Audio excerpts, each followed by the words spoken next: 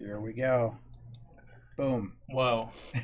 Whoa, we're back. We're We bringing are you back. the modern, or the vintage standard in Modern Legacy. So, just barely getting things rolling here. So, it looks like we've got about 17-ish players right now. A couple Yep. people still rolling in. Yep. And we'll get pairings real quick and get this thing rolling for 4 rounds of Legacy. I'm super excited. Me too. Legacy, I mean, since PT25, right? Yep. It was such an interesting thing, and they were focusing on Legacy almost every round. Yeah. And it was very exciting to see all the different archetypes. I was kind of mad that there was one to learn, but no food chain players. I feel like that's, like, food chain is a deck that kind of avoids the pro scene for some reason, because they're like, this is too clunky. You've got a 3-drop enchantment. It's like, well, then why are you playing a 4-drop enchantment? Like, but there was a consensus, obviously, over Blue-Black Death Shadow that was kind of like the best deck. But we both have feelings on Blue-Black Death Shadow in the format. Yeah. Hot take. I don't like it. My hot take is I'm glad that it's a way for people to get into Legacy cheaply. Sure. And I'm glad that it's bringing some more people into the format. You only need, what, 2 Underground Sea? You don't even need Underground Seas. Okay. I know people that are playing without it. I've played against people online that didn't have Underground Seas and they did just fine. So, in, like, Force of Will and Wasteland got reprinted. Yeah, and, so I mean, Force of Will has a couple of different printings as well. Yeah, between those playsets, it's $400. Yeah, not bad. Yeah, we are print. No, it's a very cheap deck. It's like $1,500 if you're buying everything at market rates, which for the most part modern players aren't because they already have the pieces. Oh yeah. So, and I just really like kind of the angle that it attacks the format. It's kind of like the new Delver. It's got the same sort of strategies. You don't have card advantage. You have tempo, and it kind of does a better job than Rug Delver does at it right now. So that's my good things to say about Death Shadow. All right. Now the bad things that we have said about Death Shadow. You're just playing bad cards. It's just, yeah, like the cards that you're playing, even when you're doing things in a way that that feels like a normal, like, Delver deck or something like that, it just seems slightly inferior to what you could be doing. Yeah. And that's it's inferior to playing Manipulate Fate on turn 2. So it's just like, yeah, you can have these games where you win, but it feels like you're fighting a lot harder for those wins. And let's be honest, your life total does matter in Legacy, and dropping low in order to get your Death Shadows online is an actual cost. It's a bit of a risk. Going down to 9 life. I mean, yes, Burn's not in the format. If Burn were bigger in the format now, you could not play this deck. Oh, for sure. But since Burn has kind of gone the way of all the Earth, right? As far as like the main Legacy meta. Yeah, Burn you is don't have to very worry about it. But if you're at really, 9 life versus Burn, that's 3 spells. Oh yeah, or less. Could be 2. Yeah. Price of Progress, the whatever it is. Fire Blast. Fire Blast, exactly. Yeah, then the game's over. It's like no, so it is absolutely a cost to be going so low in life total to be on. And it's really nice. It's really nice as food chain because you're like, I've got this walking ballista that I can play for 3. Oh, you're at 4? Okay, like, don't fetch. Yeah. I found some of the choices are really weird, too. Like, the 2 of Reanimate, I get it, but at the same time, it's kind of a little bit awkward at times, and it can be really interesting to see. Especially when you compare it to, like, Unearth or something. They can play pretty much all your creatures. And cycle. And cycle. Yeah. Now, the thing is, you have Street Wraith, right? And so you use Street Wraith in that, but you can reanimate your Street Wraith now, right? You've basically paid 6 life to get your Street Wraith into play, but it's really hard to deal with the 3/4 Swamp Walker, let's be honest. All right. Les asked not to be on camera, but it's going to be pretty cool because he's playing Food Chain today. We got pairings up, so... yeah, we got Les versus Ryan, and I know Ryan is playing White-Red Planeswalkers. Ooh. And then Zach versus Dylan. So I know Zach is on Sneak and Show. He was going to be borrowing my Steel Stompy, but he switched to Sneak and Show. And so Dylan's on our left. And Dylan's going to be on his mono black. Well, let's get people nasty tasty going. With that wonderful Grave Titan. You said Dylan's on the left. Yeah, Dylan is on the left. No, that's Zach right there. And he's on Sneak and Show. Like tilted sneak and show. It's definitely not tilt pro sneak and show, because you have like white border brainstorms and like everything's mismatched. All of your creatures, all of the Gristle brands, like 3 of them are the same printing and 1 of them's like the GP printing, and then your Emeralds, all 4 of them are different printings, and so it's like very tilting. Not as tilting as these labels. I agree. Ay. All right. See, I do that as well frequently. So, are you guys ready for some Modern Legacy? You know, we've got a Commander 2018 came out, and I'm not sure that we'll see any Commander 2018 cards in any of the decks today. Yeah, I don't think that there's anything that I'd immediately want to put in. There's a couple of cards that might see some people get brewing around, but yeah. I just don't see anything that's going to make it in right away. Yeah, it feels kind of like they went back to the partner commanders, like the Commander 2014 or whatever it was, that there wasn't a ton of impact, but like Marin will show up every once in a while in like a fit build and like things like that.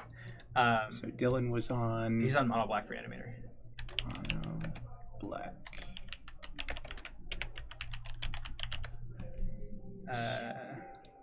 Yeah.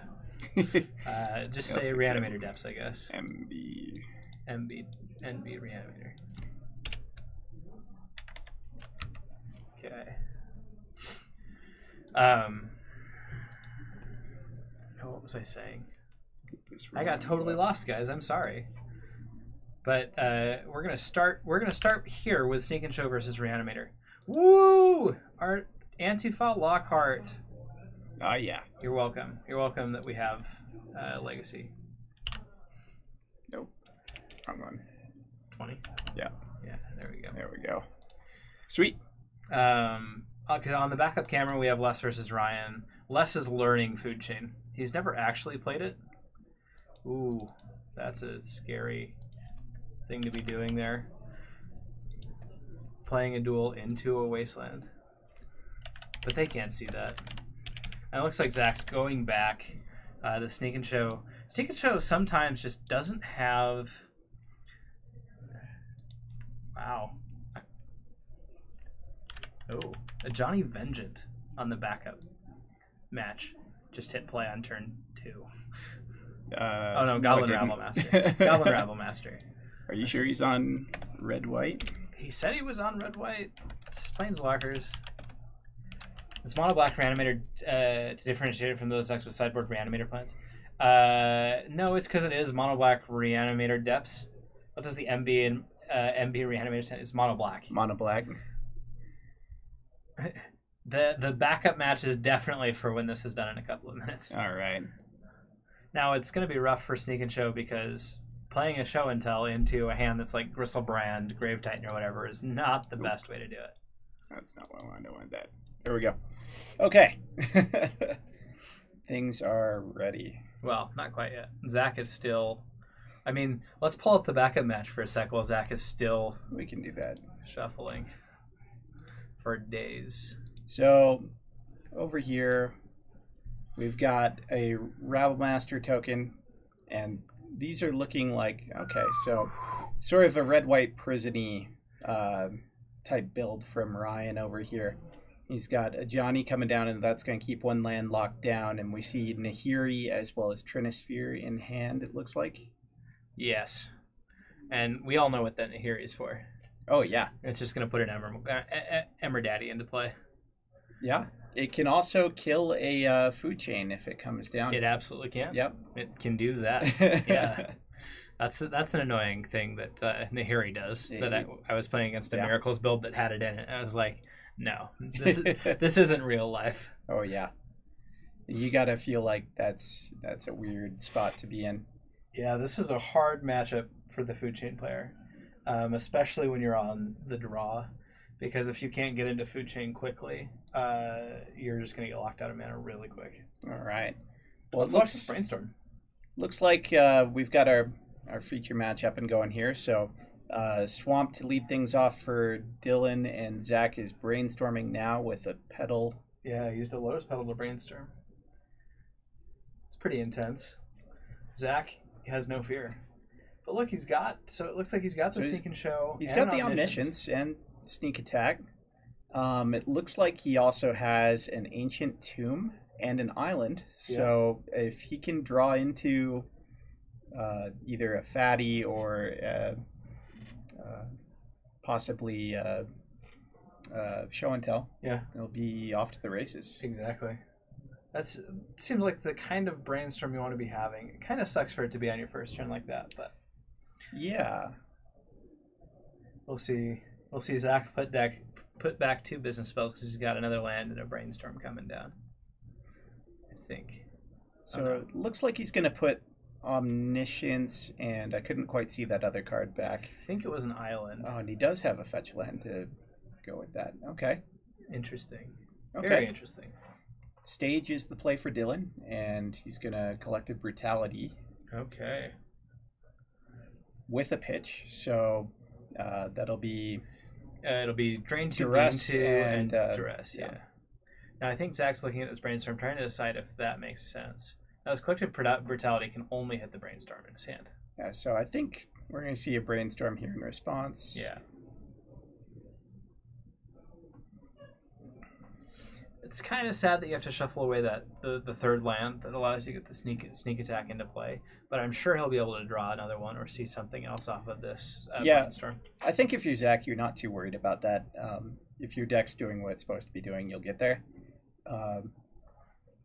Ideally, what you'd love to see off of here is... there's a Gristlebrand. There is a Gristlebrand. If you had a Show and Tell that you could hide on top here, you'd be really Golden. sad. Oh, yeah. There's 3 Gristlebrands? Maybe a little too many. That's a few too many Gristlebrands. But Zach does have the required lands, it looks like, in order to cast that Sneak Attack eventually. Yep. So that's going to be good. Right. It'll be really interesting to see if Dylan is able to cast a reanimation spell this turn. Now he sees there's no counter magic, and here comes an Exhume. So it looks like Dylan might be just a hint faster this game. Just a little bit. So Dylan going to pay 7. Going to 15. Well, I mean, that just locks it up so they can get so much more value by drawing potentially a Dark Depths or an Urborg Tomb of Yawgmoth or something like that, so we can have the 2-sided attack. As far as I know, this build kind of trades off of gaining consistency for explosiveness. So as opposed to like a Tin Fins build or something like that, where you might be able to win on the spot with the an Exhume like this. So yeah. And you know just a little bit about Tin Fins. I do, yeah. That's why I've started playing online, and I've been doing all right with it. It's been build it in paper? Been fun. Yeah, I think I am. Yep. I still have the reanimates and all those things. Nice. You just need to bring everything else. Cool. But yeah, that sounds like a lot of fun. Yeah. Tin Fins actually seems like it's in an excellent place, except when you're playing against me, who runs 2 main deck Relic of Progenitus. There's a couple of things that are a little bit bad for the deck right now. One is a lot of people are playing Leylines in their sideboard, and that's a tough card to deal with. Yeah. Not impossible, but tough. And if you are good at kind of figuring out what your opponent's doing and you're ready for it, then it's not as polished as like a red-black reanimator list or something like that. Yeah, exactly.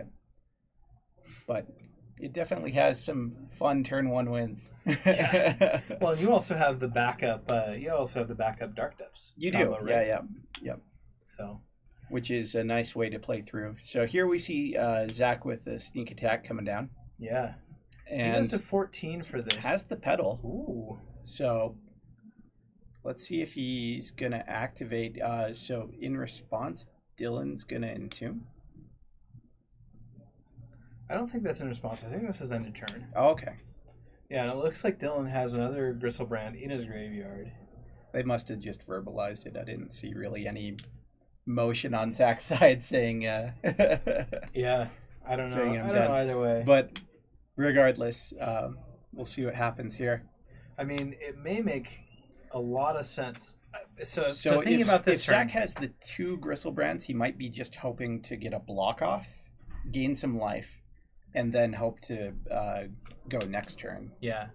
I think that is what he's thinking, because that was my initial thought. But I can see the other way where you play it out, try and draw the 7, and get a Lotus Petal and an Emrakul. Because if you do that, right, Dylan can't come back from that. Well, we do know that there's only 2 petals left in the deck, so that might be a bit of an ask. But yeah, and I mean he's only gone through, let's see, 5, 10, 12.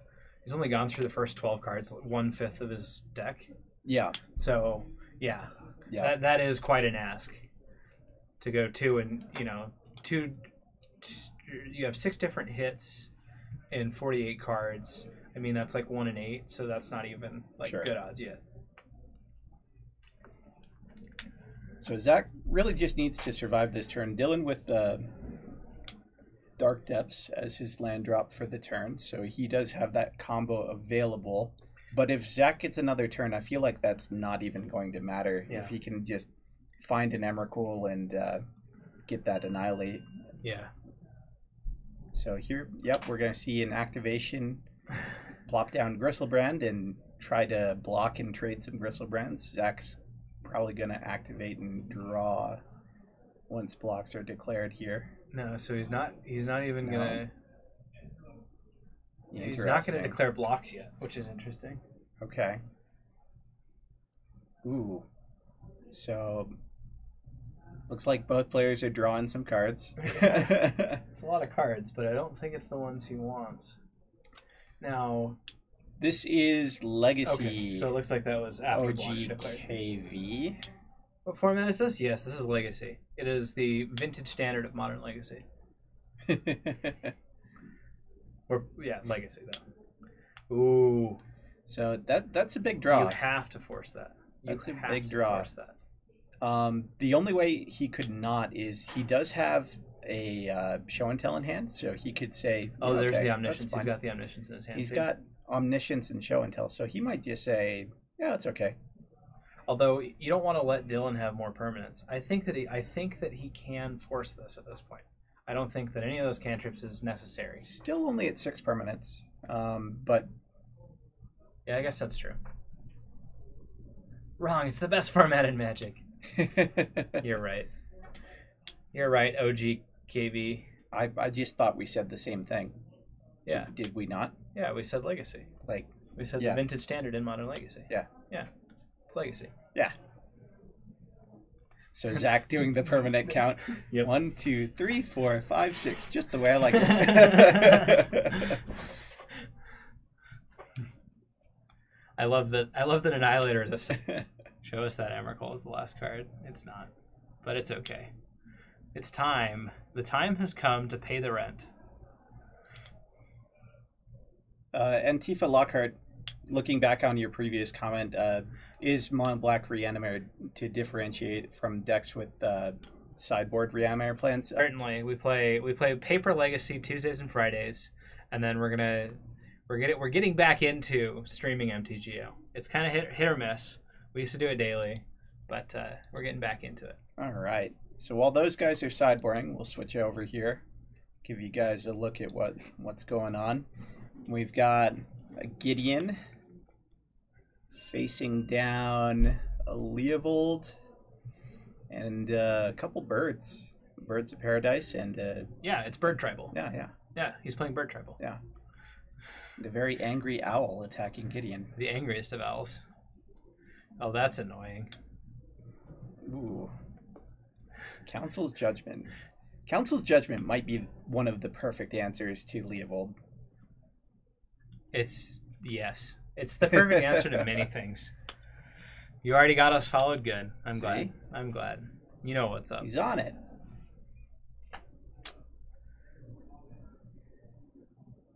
So Council's Judgment, and both players going to choose Leovold.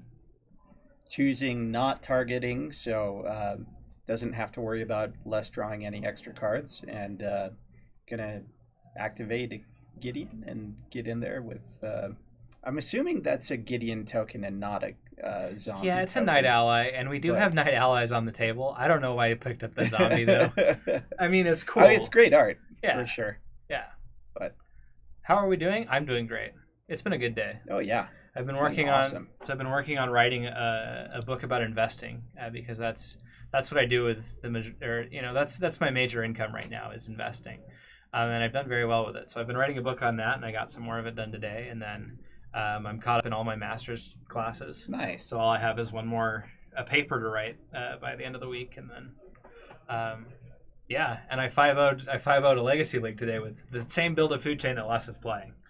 Nice. So it's been a good day. It sounds like a really productive day. Yeah. Yep. My day hasn't been nearly that productive. I've been really lazy. That's okay. Lazy days are almost better. Let's see. I mowed the lawn. Okay. That's productive. A start. Yeah. That took some doing because I had to go get gas for the lawnmower halfway through. Okay. That always sucks. So it's a bit of a... And you're like, oh, I forgot to fill up my gas can. Yeah. I am investing time in a book. Yes, I am. I actually invest lots of time in books. I read quite a bit. I do a lot of Audible, and then I'm just a voracious reader. So doing this stream, like setting up this stream, was kind of like my way of kind of giving back information to people because I take in so much information. Yeah, it's going to be a great weekend. Are you going to come and play Legacy tomorrow evening? We'll see, maybe. Okay. Yeah. Okay. I think I'm going to be here. You're taking the next week off to play World of Warcraft. Embrace the laziness. I mean, that's always good. Most of my mornings, I'll catch up on all my stuff. If I've had any like major thoughts, like for my book or anything else that I'm doing, I'll write all that stuff down and get it all done, and then like just jam League of Legends and Magic Online. Nice. Especially with Richmond coming up, I'm doing a lot of testing. Yeah. So I think a lot of people are. You see a lot of stronger Legacy players online nowadays. Yeah. Which is really awesome. Part of that's been the Pro Tour, and part of that's, I think, people training for Richmond, getting ready. Oh yeah, so. Absolutely. It's been kind of crazy, the uptick in Legacy play. Oh yeah, that's great. And now with Les's play here, I'm kind of intrigued because he has the food chain and he has the he just put his Manipulate Fate back on top of the library. I think I would have kept the Manipulate Fate in my hand and cast it this turn and played the food chain next turn. But obviously, I'm not the one sitting at this table. That's just kind of how I would have done it. You might be a little worried about...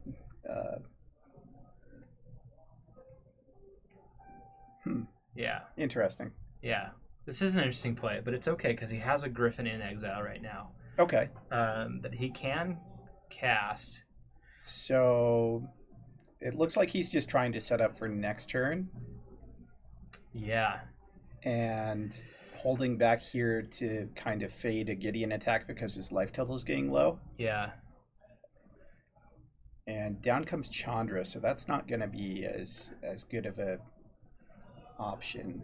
So the Chandra can still hit the bird and deal in that hand. Rip stream, what happened? Are we still here? Are we still live, guys? Let us know. Can you guys hear us? Yeah.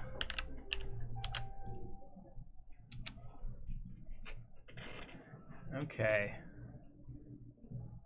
Did it crash? It didn't. Show us the Twitch really quick. Weird. Oh. Yeah, hit play there and see if it takes us live. Did we lose Hello? Let's see. Yeah, it looks like it might be. We're going to try to work on getting this back. Here, let me do something.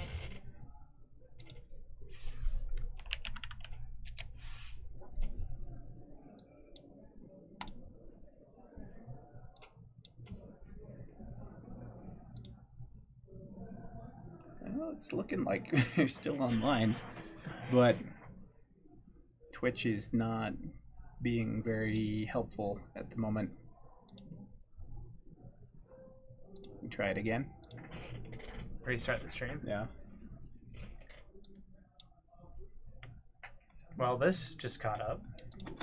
Okay, we should be live. We should be live. Should be good. Yeah, we're catching up. All right. Okay.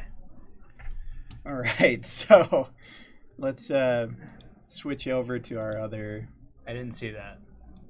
Other match there. Now that things are going. I Food Chain won it. I think Food Chain got it. Okay, so it's 1-1 for them. Yeah. Cool. Well, Swamp, Lotus Petal is usually a pretty good start. Usually. Yeah.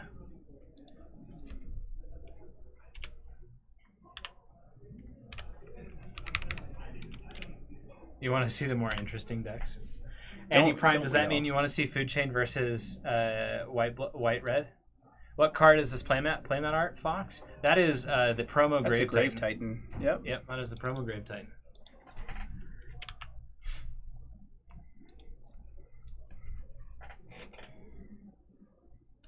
What are those wood dice boxes called in the system?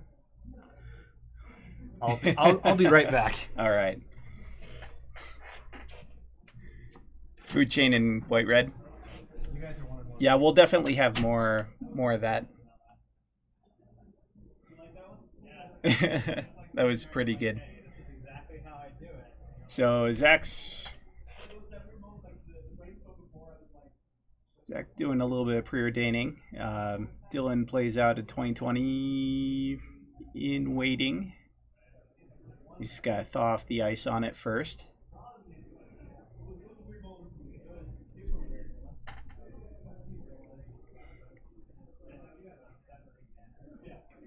It looks like Zach's got 3 mana and casting a Blood Moon. Ooh, Blood Moon coming down. So that's gonna be a tough one for Dylan to get through and make the 2020 plan happen. So now he's got to focus a lot more on the reanimation plan for sure. Let's see what he can do here. Dark Ritual to start things off. He's got a lot of mana. 3, 4, 5, 6. Here it comes, Grave Titan. You gotta love matching art to the playmat. Alright, Grave Titan down, go. It's pretty good.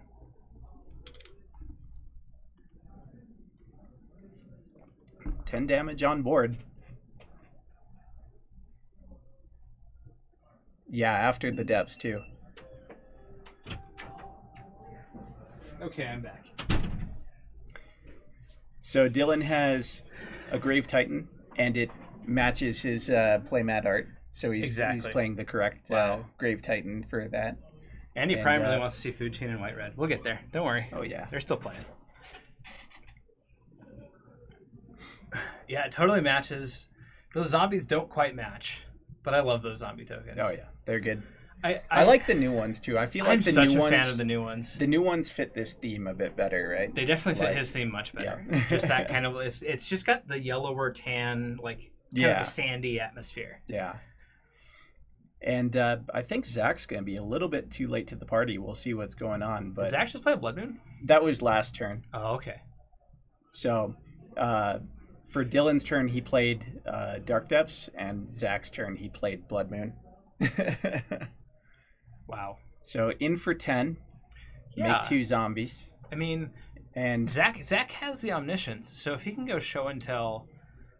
Here comes Collective Brutality. Yeah, I mean, and that's going to take a Flusterstorm. Yeah. So Zach's on the show and tell or bust plan right here. It looks like off the top. Nope, that's a fetch land. And that's going to do it for that game. So yeah, 1-1. 1-1. Back to Food Chain. Quick, back to Food Chain. The important deck. Oh, they're still. And less is sideboarding, or less is not sideboarding, mulliganing. Sometimes that happens with Food Chain. That's the unfortunate thing. That'll happen. I mean, it happens with pretty much every deck. Oh, but yeah. Some days it feels worse than others because when you go down to 4 or 5 cards, it's really tough, but very winnable. The deck has so much card advantage, you can get back into games as long as you're not being prisoned out, which Red White Walkers probably will do. That's kind of like the nice part of playing a deck that runs cards like Brainstorm and Manipulate Fate, and cantrips that help get you back, and a lot of your cards give you that little extra value off of them, so you're able to start grinding back a little bit. And look for the pieces that you're missing in the combo. Yeah. Now the hand that he's got looks pretty good. I think that's a 6-card hand. Okay. Yeah, so he just had to mulligan once. Okay. He doesn't have the correct mana to play that Baleful Strix that he has, but he does have a Scry. And now he's just kind of considering that hand. It's a rough one, but it's not a bad hand for 6 cards. Yeah, so he's got, what, Leovold? Leovold, Baleful Strix, Relic of Progenitus. Yeah. And 2 Trops. 2 Trops. Looks like he's going to keep in Scry. Yeah. And that's going to stay on top. It must be a black source. Hopefully it's about a black fetch, because that would be excellent in this exact situation. You know what Ryan needs? He needs an unlimited plateau, because that's the better art. Strictly better art. And that's the plateau that I own. Well, you know how much of a stickler we can be over art. Exactly. Turn 1, Chalice on 1. And you know how much that does, how much good that does against Food Chain? Very little, I'd assume. Not very much. Yeah. Exactly. Yeah. It shuts off some of your selection. True. It shuts off your relic in hand. Your relic, yeah, it turns off your Brainstorms, your relic, Pithing Needle, which is going to be a big one, and it turns off, what's the other card? Birds of Paradise. So your bird tribal is no longer bird tribal. But Ryan missed a land drop there. He's stuck on 2 lands. So this means that Less now is back to parity. But Ryan just drew a Wasteland. That Wasteland, though, has to be used for casting spells. He's not going to be able to use it as a a mana denial. I'd assume it's pretty important to get down like this Trinisphere here. When will we be partners so you can watch in 360p? Probably never, Paul. Just to harass you. Where's Captain QC? Parfait is a jam. I have no idea. Oh yeah, this is. I mean, basically, he's playing Parfait. He's playing a Planeswalker version of Parfait, but it's basically Parfait. For sure.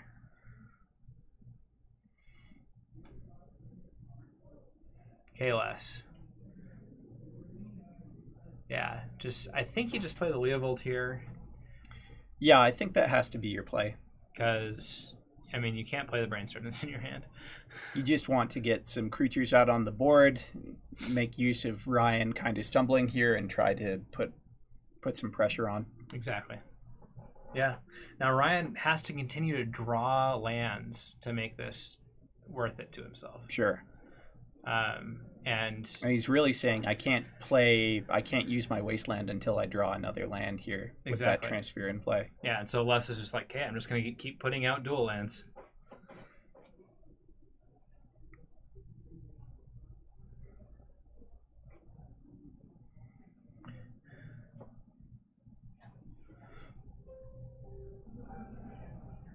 Well, there's another land, but now Ryan has to decide if he wants to get this Chandra into play and kill the Leovold, or if he wants to put pressure on it in a different way. Chandra burn the world. Well, and that being said, 4 is still a very important amount of mana for Ryan to have. So absolutely, he might even value being at 4 mana as opposed to just 3 mana here. Yeah, and it looks like he's got an Oblivion Ring that he's thinking about playing. Okay. So that will target something, so he'll draw a card. Yep. In the meantime, on our other match, Zach has just cast Sneak Attack and is putting an Emrakul into play and putting Dylan down to 1. Yeah. So we're going to stick over here with the more interesting match. Yeah, well, it looks like Zach has now just got to top deck his way back into another creature. Yep. And there's a Ponder. Or if he goes like, land Dark Ritual into Vampire Hexmage, he could get 20/20 and attack in. For Dylan, yeah. So, yeah, Zach has to draw and/or luck and/or cantrip into what he needs. Sure. And but it looks like Zach's pretty heavily favored. Yeah, Dylan could get his not just one of, but could get the land into whatever and do that whole thing. Okay, it looks like Ryan used his Wasteland, so he's really setting himself up for failure should he not draw another land for the next couple turns. We'll see what happens here. Les able to have 3 mana still available to him as he cracks that fetch land. Les is like, no, Strix remains tapped and attacking for the rest of the game. He does not untap. He does not pass go. He does not collect $200. Don't all things just enter tapped and attacking? I mean, that's what I think. Les even has another land in hand, so Les certainly not hurting for mana. No, he's not. But he does have to make some choices about what he's playing here, and I can't quite tell what he's got in his... It looked like he had Birds of Paradise Manipulate Fate, which is what he's going to cast here. Yeah, Birds of Paradise does nothing because A it gets countered by the Walking Chalice. Ballista, which he might be able to cast for 2 next turn if he wanted to, or he might just hold on to it until he has combo. Yeah, it looks like Zach ended up winning that matchup on the back. I think he's going to hold the Ballista until he has combo, because all he needs to do at this point... is draw the food chain. If Les can draw the food chain before Ryan can get another land or another business spell, he wins the game on the spot. And that's a very good position to be in for food chain, especially since you're drawing another card. Now, Definitely. like, it really sucks that half of your hand is unplayable because of this Chalice, but that's okay because all the important things of your combo don't. Yeah, exactly. They don't care. Yeah. So, and especially if Les could get a food chain out, he just wins. So. Yep. Ooh, another O-ring. Okay. So he can decide to use his O-ring on the Baleful Strix to kind of stop the bleeding. I also see an Emrakul in hand for Ryan, which is less than ideal. That is very much less than ideal. Okay. All right, so that bird is going to go underneath another Oblivion Ring. And, okay, Force of Will is great. Okay. So... Force of Will not at his best here. No. Definitely costs 3, but now that you have this 3/3 in play, is that a Nahiri? I couldn't quite see. Nahiri would be good.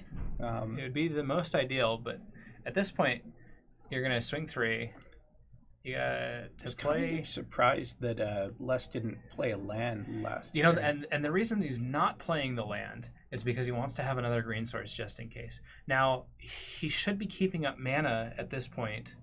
I would be keeping up the 3 mana at this point to be able to Force a Will whatever Ryan plays next, because you have enough pressure on the board. Sure, with 6 power on board now. Yeah, with 6 power on board, that's outstanding power. Yeah, Ryan at 13. That's a 3-turn clock, just barely, but likely. It's a 2-turn clock, because on the second turn you're going to play the Ballista and kill him. Oh yes, yeah, it's a 2-turn clock. Very much so. Yeah, you're correct. But at this point, I would very much keep up the mana for the. If he plays out his land, he could even just hardcast Force of Will. Yeah. Looks like he's just gonna go more aggressive here and play out another Griffin. The only reason I like that now is because we see the Council's Judgment in Ryan's hand. Okay. Okay, that's interesting that Les is like, hey, they got this thing. Hey, Paragon Steam, it went 1-1 but dropped, so can watch you guys. Wonderful. We're glad that you're watching us. Either way. Yeah, you can't force it. You can't force it. That can't be forced. But it doesn't matter. He wins anyways. Yeah. All right. Well, that's round 1 in the books for us. We're glad that you guys are here with us. Claymore.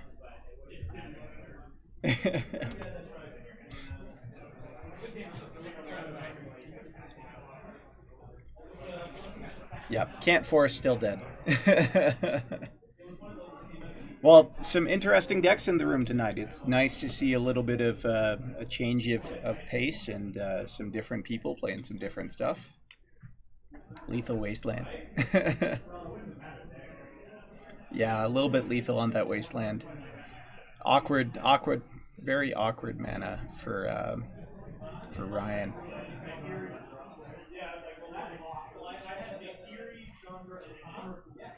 Moslef, you are here. It's good to have you. That's Riley, right?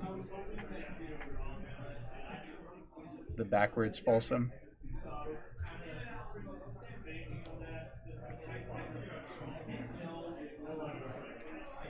So it should be a little bit of time left in the round. We've got about 17 players in the room. So not too bad of a turnout today. Nice to see people playing. I know we have a pretty good diversity of decks in the room. We've got one person on elves. We've got Death and Taxes represented today. We saw Sneak and Show. I know there's Grixis Control in the room. What other decks do you know that are in the room? Cards playing 4-color Loam. Okay.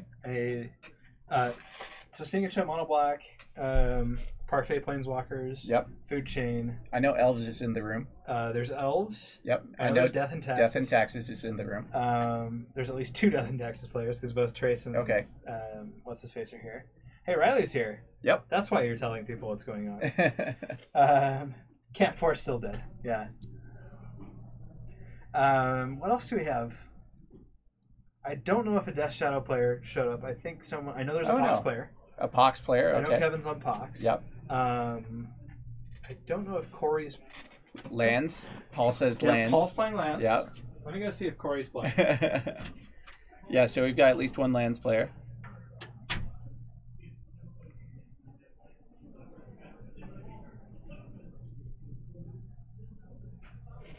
So Brian's gonna do a little check for us, see what else is there. Well, how's everyone doing tonight? We're glad to have you with us. 3 more rounds of Legacy to go.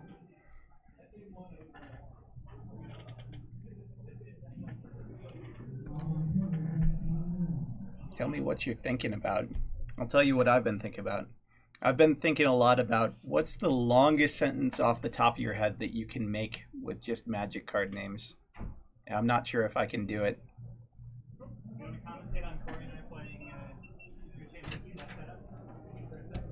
Like anything above 2 card names, I think's a little bit hard to do. At least for me. I'm going to play against Corey. He's going to be on Blue-Black Death Shadow so people can see it played. Oh, sweet. Just for a sec. Awesome. And Bryce will be in here. So we got some bonus magic for you guys. Should we do it so they can hear us the whole time? Oh, yeah. Sweet. We're going to play. Sweet. What are we going to play? Food Chain versus Death Shadow, Blue-Black. Ooh, Death Shadow. Hi, chat. How are you guys doing today? Oh, my goodness. What is it? Wow. Sorry. There we go. How's it going? We have the ominous white light coming in from the side. We over do, here. yeah. It's very. What's happening? Do. Yeah, that's what's going on. All right. So let's see. We got who's where. Who is where? Food Chain is on the right. The actual right. Okay. Who's playing? Who's our Death Shadow player? I don't know.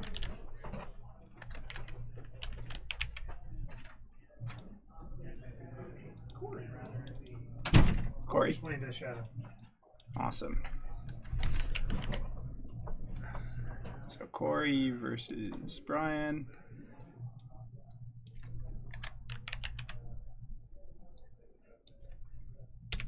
So the age-old matchup of Blue-Black Death Shadow versus Food Chain. This is a common occurrence in Legacy. Everybody Legacy staple decks. Yeah, Death Shadow might keep growing. It's being I really don't like the deck. But when certain pros pick it up and start playing with it for sure. and proclaim that it's good. Certainly noticed an uptick online of people playing the deck, and it's more affordable than a lot of decks. Yeah. It's basically like every other Delver deck that you run across in that it's trying to disrupt the opponent with a fast clock and get things across. But the way it does it is a little bit different. So. Yeah. And you might just lose to burn. So specifically earlier in the stream, we were talking about this matchup, and we were talking about how on Corey's side, he always has to watch out for these kind of value walking ballistas that Brian can play at any time that might be able to, 1, block a Death Shadow or something big, and 2, shoot the last points of damage to Corey's face. Yeah, he's got to be careful his life total more so. Yeah. You really like it, and more people should play it. Signed every Death and Taxes player ever. That's great. Fair enough, Chilith. I just won a game with a Nicol Bolas Planeswalker, so Awesome. Yeah, that's happening today. And you're on that Eureka Fit deck, right? Yeah. I'm trying to tweak it to make it better, and I think everything I do just makes it less fun and incrementally better. So I don't know. It's a Baleful Strix. That's Baleful getting Strix is dying. dazed. Dazed. Hey, look, we're playing Legacy. Thoughtseize. Daze. Basics on one side. Oh yeah. Underground Sea on the other side. There's no way Corey has another It's like counterspell. Brian's got Food Chain in hand. A lot more lands than he'd like. You're pro Death Shadow because then they get to see a true 12/12 for 1. If I'm playing 12/12s for 1, I'd much rather it be Phyrexian Dreadnought. Boo! Just that does it for me a lot better. 3 mana for Food Chain. feel like- Food Chain's getting dazed. Ooh, And he's floating a mana just because he can. well, why not? Oh, oh. Or are we gonna see Watery Grave? Okay. And So- we're gonna float and do it off the Watery Grave instead. There's a way to lose more life quickly Yeah, for Corey. He gets to bounce his water. that makes sense. And floating actually does make sense because he does have the stubborn denial as well. So So that way he loses 5 life off that fetch shock instead of just got it. 3. All right, here's the namesake of the deck, Death Shadow in play. It's a 2/2. Nice 1 mana 2/2. For all you non-modern people out there who don't know what Death Shadow is, is there anybody out there that doesn't know what Death Shadow is? It's a 13/13, but it gets -X equal to your life total. Correct. Ooh. So Brian with the 5/5 flyer in Tombstalker, It's pretty good. delving away some cards. I like it. He's been playing with this. So before, So when he there hasn't was been playing that very often, has he? no, Yeah. it was in the deck on and off back when there was a Deathrite Shaman, right? Gotcha. And he's been messing around with it. He just recently 5-0'd online with it in the deck. Yeah. So Interesting. there you go. Well, Corey looking at some less effective dazes now. Looks like a Delver as well. Another Death Shadow. And worth noting that it's really hard to snuff out a 5/5 flyer. Does he have stuff out in his deck?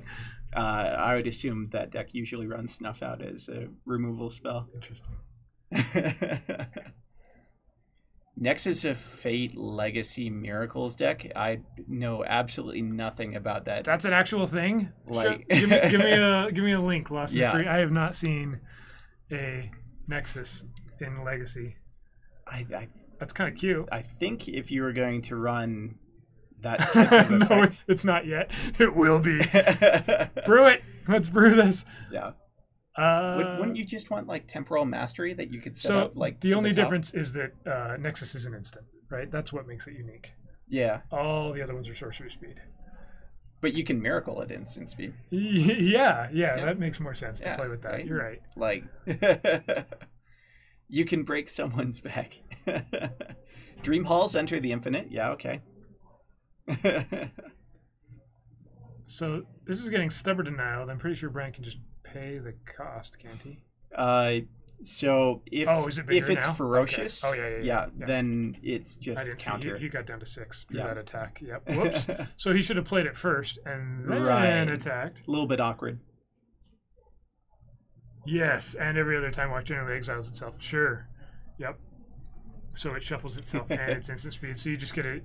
So what you're saying is all you need is an Enter the Infinite and a Nexus and you win. That's all you need. That's all. That's it. Yep. Just I take all the turns. how much mana is that? Just all of it. you know, Might as well throw in an Omniscience in there. Just for fun. enter the infinite costs what, 11? So yeah. So It's 11 infinite. and 9, so 20 mana. 20 mana, I win the game. If you're playing Omniscience, isn't there better things you can be doing that feel more like winning? But it's not a matter of if you can be doing better things. Can you do more sweet things? I don't know. Was that the end of our food chain? Our That was extra exhibition game. That was it. That was the end. Food All chain right. lost, One game. as is correct. All right, we're gonna have round 2 here in just a minute. All right. Thanks, Bryce. How was that? Where I should have murderous cut on my Whoops, turn. whoops. That was the whoops moment. They had called time. They had called. See both those black tunnels? Do they get pushed? Yeah, we can see 'em. Yeah, we're good. Yeah. Yeah. As soon as I pass the turn, I'm like, well, this is gonna be bad. And then he flips over the stubborn denial on top. I'm just like, that. Yep. But they had just called time for modern, and he needed to go to his pairings anyway. So I was playing quicker than I needed to at that specific moment. Okay. And so that's why I kind of glazed over. I was like, oh yeah, I can do this on his turn. Well, it doesn't matter. No, it totally did. Mattered all the time. What an awkward showing for your food chain deck. Yeah, because I should have won that. Yeah. Whatever. That's his life. In general, though, I think the matchup should be pretty good for you. It's a very close match. Felt like you were playing into days a bit too much, but yeah. I don't know. The second days I didn't really expect. I wanted him to use a force on that food chain. Yeah. But I wanted to land the Tomb Stalker. Obviously, like that was the point of it. Yeah. Some of the things that I need to make that match better is to have actually drawn like a manipulate fit or something. Keeping a hand that's 5 lands and 2 Baleful Strixes that loses one of the Baleful Strixes right away is like pretty weak. Right. So. With no way to shuffle those back in without Brainstorm or something like that. Yeah. Yeah. And if I had the Baleful Strixes, that match goes completely differently. So. For sure. Yeah. And Baleful Strix seems like a very tough card for them to deal with. I suppose they have their removal suite, but and they have Liliana the Last Hope. Yeah. So there are ways around it. But they just absolutely have to. Yeah. Like they have to do it. And you saw that he was stuck on 2 lands that whole game, so 2 arms, 100-handed 1. 2 arms. By force. What I was talking about earlier was what's the longest string of magic cards that you can come up with to make a cohesive sentence by only using magic cards. Okay. I think once you get past 2, it gets kind of hard. As in, I don't think I can think of one off the top of my head that goes more than 2. Hey, Bear with 2 guns. Good to see you. What up, friendos? Therapy. And who was it the next week showed up at the club looking like dessert on wheels? How does that make you feel? No. How about you listen? Oh, that's deep. I love the Friendos sketch. That is like my favorite SNL sketch of all time. Squid! So good. So good. I know that Kyra and Trace were paired up round 1, which was kind of fun. Nice. So that'd be Death and Taxes versus Loam. And then there was kind of like a... roommate battle. Yeah. Christian... Or Matt. They remind me of each other. They're both shorter, blonde men. Gotcha. And it's like they, for some reason in my mind, they just kind of like have the same name sometimes. Mm-hmm. Anyways, Matt is playing against Calvin, and that's another fun one because Matt is on Rug Delver versus Grixis Control. Sure. Yeah. Which is an interesting. That should be a very interesting matchup, actually. Yeah, and intense. I mean, just kind of seeing Calvin's face going into it. Like, Calvin tends to play pretty aggressively. Yeah. Where he kind of plays out his hand and doesn't, like, just let his threats win the day. Mm-hmm. The way that Terry does. And so he can kind of get himself on the ropes faster than he'd like. Sure. And be like, okay, I hope I can win this one.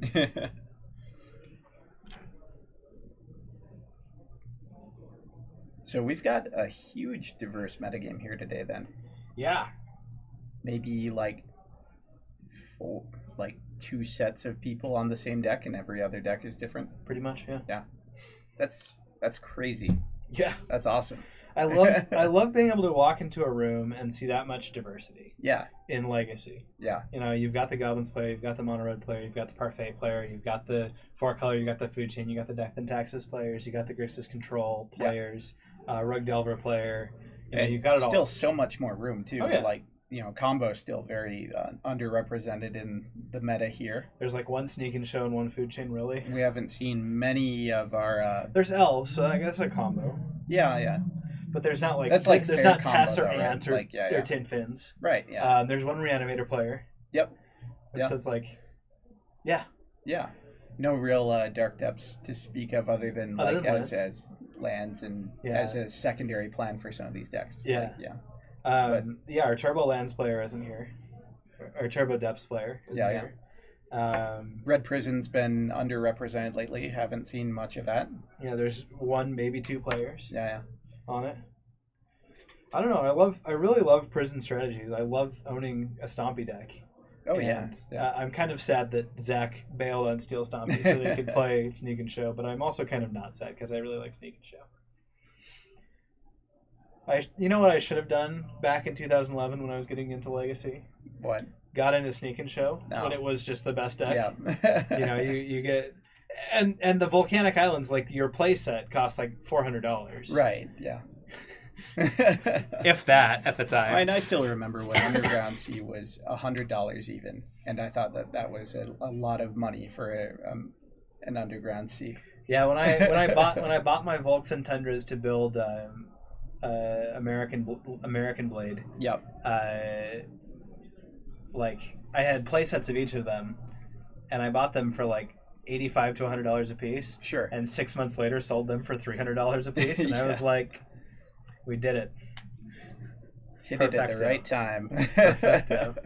Well, I played through all of it, and the thing is I sold them off because Dig Through Time got banned. I'm like, got him. Then I started playing Sultai Colors, and I haven't looked back since. Man, Dig Through Time and Treasure Cruise. Those are some magic cards.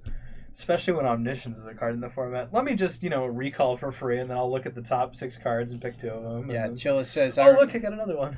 Chilla says, I remember when Ancestral Recall cost an outrageous $300 and library was $150. Seriously. I was playing at a time when Legends packs were like $10 a piece or something. Yeah.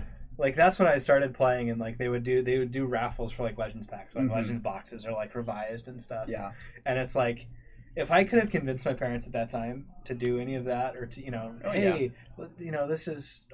this game is awesome and blah blah blah. Yeah, I remember like getting Moxen for like $100 a piece. Like I remember like looking through like old Scry magazines and looking up prices of cards and stuff like that. And looking at like before Lotus Card Shark like was the thing. $100. Before they had Card Shark, and then before all the prices are insane. Despite loving Legacy, you're locked into some terrible decks. The format has long since moved past. When Tabernacle was $15 and that seemed expensive. Yeah. Thus is life. Yeah. I mean, it's like that's the cycle, and so it's kind of interesting to apply my investment knowledge into all this and be like, okay, all of this makes sense. Like, so do you think there are securities at this point? Do you think that investing in general has been beneficial or detrimental to Magic as a card game? So I think there are phases of it. I think early on, the collectors and those sort of players, they're the reason that the game has lasted 25 years. Okay. But they're the reason that the game may not last another 25 years. Okay. So I think that investment and speculation is absolutely an important part of any collectible market. Of course, yeah. But I think that the investor class right now and people looking at Magic cards as an investment vehicle and having the reserve list and stuff like that is definitely ruining portions of the game. Legacy is one of them. Vintage is one of them. You can't really go to a place and play them. You now have to kind of separate yourself from the community and play it online. Yeah. And that's why Twitch is such a wonderful thing and why it's been so fun to cast with other people. Sure. Doing Twitch and doing that whole thing, because you can enjoy those things without having to be locked into, $20,000 or $30,000 of cardboard. Yeah. I'm locked into $2,000 worth of my vintage collection and $3,000 worth of my legacy collection.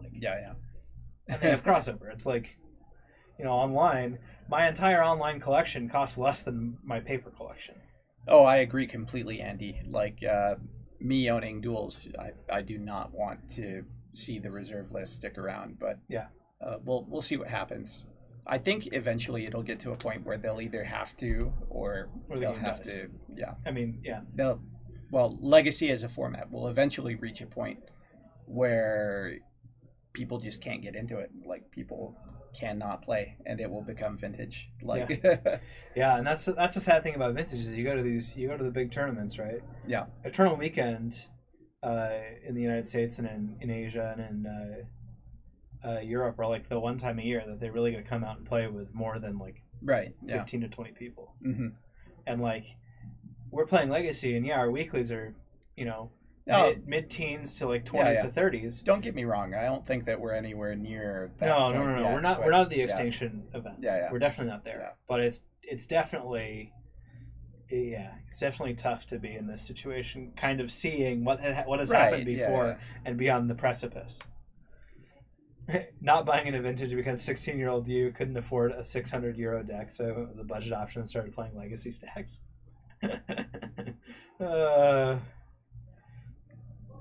Yeah, if they don't do something about the prices, they do lose standard to the counterfeiters. I mean, Arena and MTGO are still going to be thriving places to play these games. Right, yeah. If the game moves fully digital in the next 10 years, I wouldn't be surprised. At some point, though, they've got to do something about like the way that they've set up Magic Online as well. Where, exactly.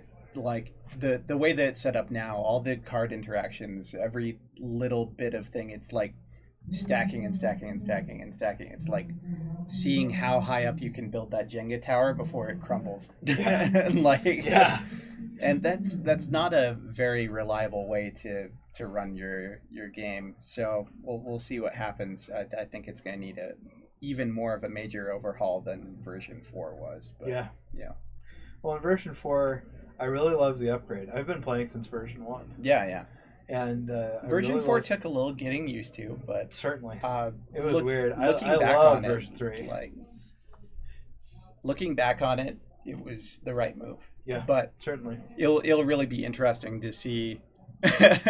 As a programmer, you can stack to infinity. Yeah. Whether that's reliable or not, and given the amount of issues and bugs that are with Magic cards on it now, I'm not sure you'd want to. But yeah, I mean, I've been playing lots of versions of Standard, and like bringing up the first Ravnica, I was playing JSS during that time, and I didn't even think to buy dual lands then, and like I actually had more expendable, like more income that I could kind of. More frivolous income, I would say, that I could use on things like that. All right, so we've got pairings up. So we've got Les versus Calvin. Yeah, so it's going to be Grixis Control versus Food Chain. And then we've got Paul versus Max. Yeah, so Paul is the one with the Tabernacle. Yeah. And he's on lands, obviously. But Max, I think, said he was going to bring some spice. Well, maybe we should start there. But he might just be on. He might just be on mono red. Let's find out. I think he said he was bringing some spice. Not that one. I don't know. We'll see. So it's gonna bug me all day. Standard decks used to be so great for the price. Blue Green Madness and Odyssey Block was tier 1 and cost like 20 to 30 to build. Show us lands versus spice. Okay, sure. All right. We'll see. Braids what opposition at the time. Oh man. See, I didn't play much Standard. I was playing a lot of casual during the Odyssey block. Once Kamigawa came around, it was the Kamigawa Mirrodin Standard. I played that a lot, and that was interesting. I didn't want to play Mirrodin Standard because it was literally just, oh, do you have Arcbound Ravager plus Disciple of the Vault plus all the artifact lands? Cool, you win. You either played, Affinity,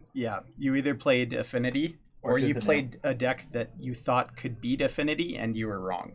Yes. Yeah. That was, honestly, in terms of Standard metagames, that was one of the least enjoyable times in Magic's history. Was the Ravager, the original before all the bannings, Ravager Skull Clamp, nastiness. Yeah, it's funny what happens with deck prices when you only make playables at Rare and Mythic. Yeah, that's a tough thing. Certainly, Mythic has increased the price, but it also justified their price hike of standard booster boxes. Yeah. And so, like, I understand why they did it. I don't necessarily agree, but yeah, standard was in a great place when decks didn't cost $300 every rotation. Yeah, it's a tough one for sure. Make Goif common. No, but I wish there were other things that, you know, they could print things at those rarities other than, you know, the Fatal Push and this one card every once in a while that are good. That we could have the brainstorms. Looks like Max is on a prison-ish thing here. Red Prison. Yeah. Is that the Sandstone Step or whatever, the Mercadian Mask land? That it is. Interesting. Well, it looks like he's... Oh, he's on Mono Red Sneak. Mono Red Sneak. That's sweet. Oh, he was playing this on Tuesday, too. Awesome.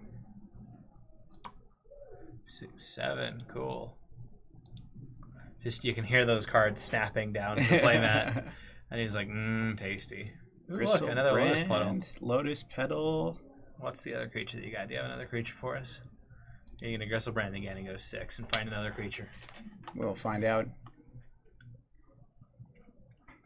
Not porting the Sandstone seems like a real mistake to me. I agree. Starting to look that way. I don't understand why Paul didn't do it. So I guess Paul could have, like... Is that Woodfall Primus? No, I think it's... Oh, it is, isn't it? Wow.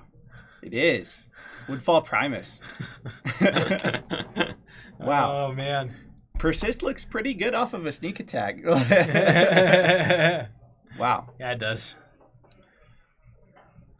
Okay, now Paul's doing something. I thought it was the worm at a glance, but no, that's definitely a Woodfall Premise. Yeah. So currently... The 9/9 worm that makes 3/3/3s or whatever? Yeah, it's a 15/15. Or 15/15 It makes that 3 makes 5/5s. Yeah.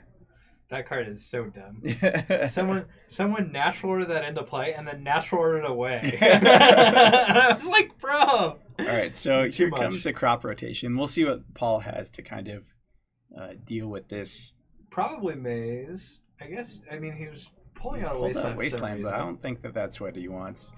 To be honest, I also don't like WotC's new design philosophy for Standard. They claim to make it easier for new people to get into, but all you see is super homogenized strategies. Yeah? I mean, it's simplified. It's very Hearthstone-esque. It's very much simplified, kind of to the point of why are we doing this? Ooh, I see. Is that an Ashen Rider as well in Max's hand? It is. Wow. Max has all these sweet cards. He's just living the dream. He is just... I love his creature suite in that deck. I love that creature suite. Paul is going to get a Wasteland here. Interesting. We used to play Opposition, Tanglewire, Smokestacks, Land Destruction, Stasis. Those were the days. I remember a Standard where you could play Land Destruction and stuff. You know, Goblin whatever, the 2/1 that you could kick and destroy a non-basic land. And, that wasn't even that long ago. It was like 2010 or something. I guess that's 8 years. That's a third of Magic's history ago when like Land Destruction was actually in Standard. Huh. I'm still trying to figure out Paul's line from here. Yeah, me too. So you have to think he could have got like Caracas or something and held off at least the Gristle brand for a turn. But here he's going to take a bunch of damage, and now the Persist trigger should happen. And Woodfall Primus will come back as a 5/5 and take out that Mox Diamond. And now we're going to see... This just doesn't seem like a very strong line to me after Max has drawn at least 14. And I don't know. Tabernacle is okay, but the ability just to, yeah, and that's going to do it. So That could be. So if Paul just had all his lands in hand that he would want to crop rotate for, Yeah, that, the Caracas that and the could Maze be- of Ith and yeah, everything. yeah. That makes a lot of sense. So that might Stasis is such a cool prison deck. Yeah, that makes sense. That might be why he did it the way he did it. Now it's hard to watch that kind of happen because that mono red sneak attack is like turn 2 win. Yeah, that was definitely kind of rough. Yeah. Okay. All right, so while they're sideboarding, we've got Food Chain versus some Grixis control going on, Yeah. and Jace has entered the battlefield. Yeah. Hopefully. So I really want Les to find another black source right here. That would be excellent. There's another Food Chain. Yeah, he's got another food chain in hand, and it doesn't look like Calvin has the counterspell for it. So this might be the time to land it. It looks like that's the plan. Yeah, it looks like that is the plan. And he's got the Hymnotorok to kind of give him some more pressure here in a little bit. Calvin shuffling away the top of his library. It kind of sucks for Les because he's already had 2 food chains countered, it looks like. Yeah, that's what it looks like. Or, I mean, yeah, they have to counterspell and force it. Yeah. And Les is like, I've got 2 cards. 2 cards in my hand. Oh, you thought Maze got discarded to Mox Diamond. He usually runs 2 Maze of Ith. So he might have had the other one in hand. Yeah, I feel like Paul just must have had everything that he wanted to fetch up in hand. Like that's what makes sense to me. That's kind of disappointing for Calvin to see is 3 more lands off the top. Off that brainstorm. Could be an interesting spot. Jace is able to do some work here, and there is a fetch land, so... Yeah. So he's going to fetch, but for Calvin to get further ahead, though, it's going to take a couple of things. Like this Jace brainstorming every turn is not good, though. No. I see this cited so often, but I actually think that's wrong. I started playing in 2000, started a competitive player in 2002, and our LDS was still flooded with meta decks.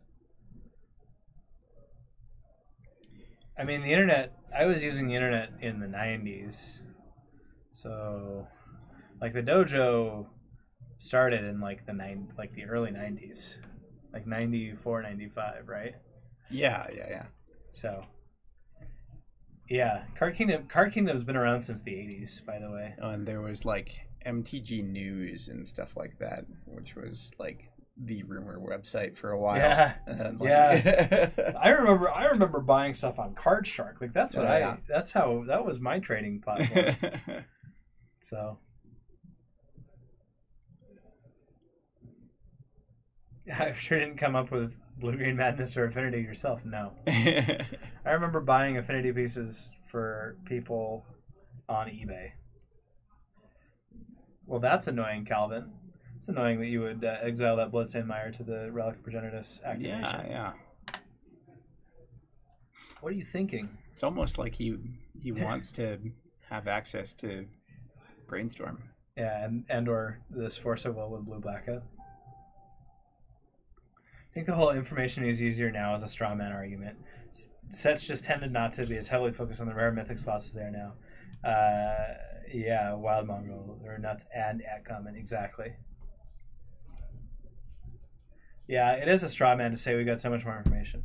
Yeah, we have so much more data aggregation, but I think the information is relatively similar. You need to go to bed? Oh, good night. It's good to have you here. Good night, Lockhart. Ooh. All right, so here... You gotta force it, but you gotta decide what to pitch to this Force at Will. And if you do force it, Les can just... You just activate on yourself with... Yeah, you just activate on yourself and bring it back. Yeah. It did take time. It definitely took time. It wasn't all there in the early 90s.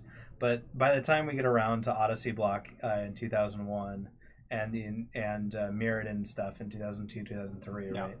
Like, the information's all out there. It was easy to find. Yep. It wasn't, there was no... And that's about when I came in to start playing, so... I mean, that's 2004, 2005 is when I started playing competitively. Mm-hmm. So, no longer have to work for value. You cast a dude, yeah. Yeah, the difference now versus the way that the game was played back then is you don't have to work for value the same way that you do now. Now, or you don't have to work for value the same way that you did then. now value is really like, I mean, you're seeing it in food chain. Some of the biggest threats are these cards. Right. Yeah. The cards that are in New Borders, right? This Eternal Scourge and this Right. Yeah. Relic of Progenitus and things like that, where it's like I'm just getting so much more value than Even Tormod's Baleful Strix. Yeah. You know, like. Yeah, every card we're seeing on the board right now except that food chain. Yeah. But even the food chain, to make use of the food chain, you're using the newer bordered cards. You're using Mist Hologriffin and you're using Eternal Scourge. So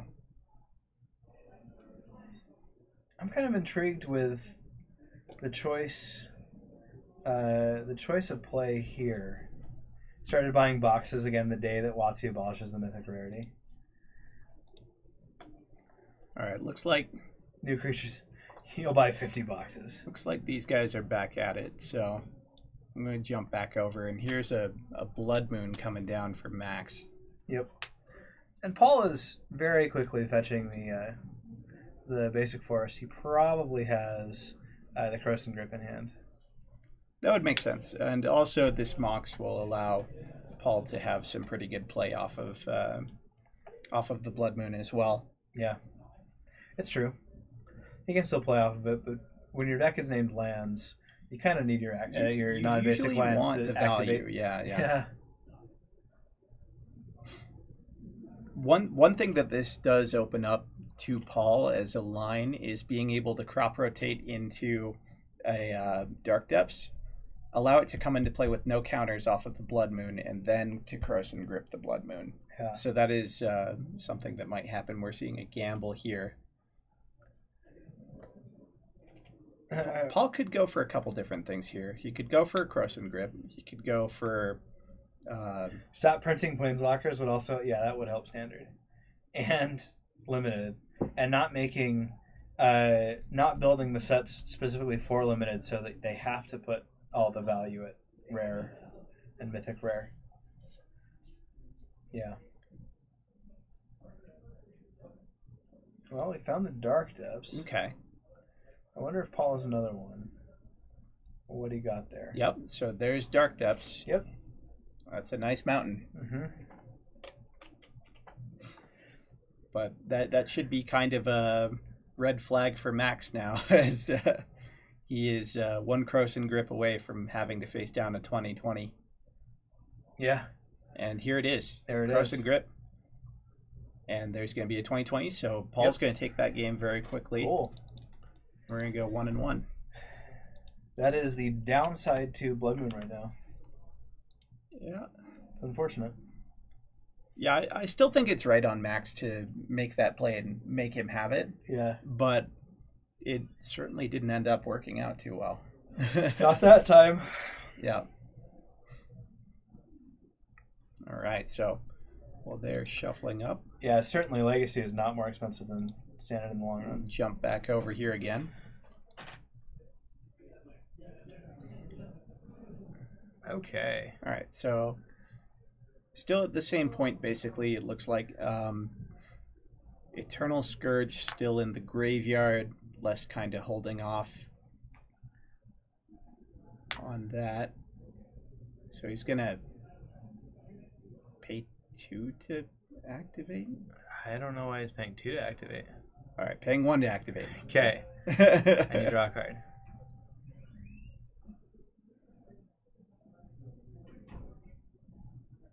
And it looks like Les has Manipulate Fate in hand.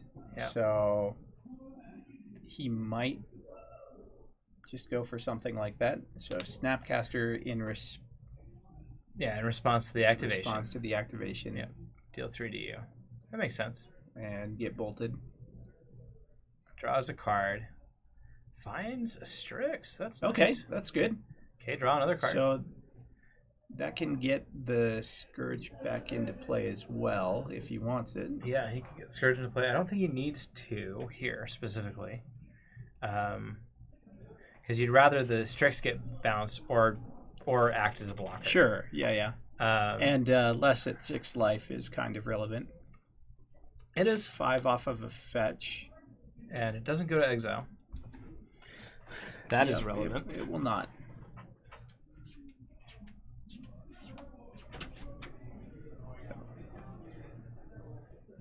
So Brian stepping out to make sure that that goes in the right zone.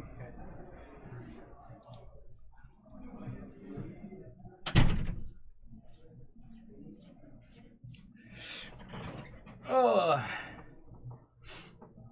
just play without duels. Death and Taxes are around $1,000, and Death Shadow's about 1,100-1,200. Oh yeah.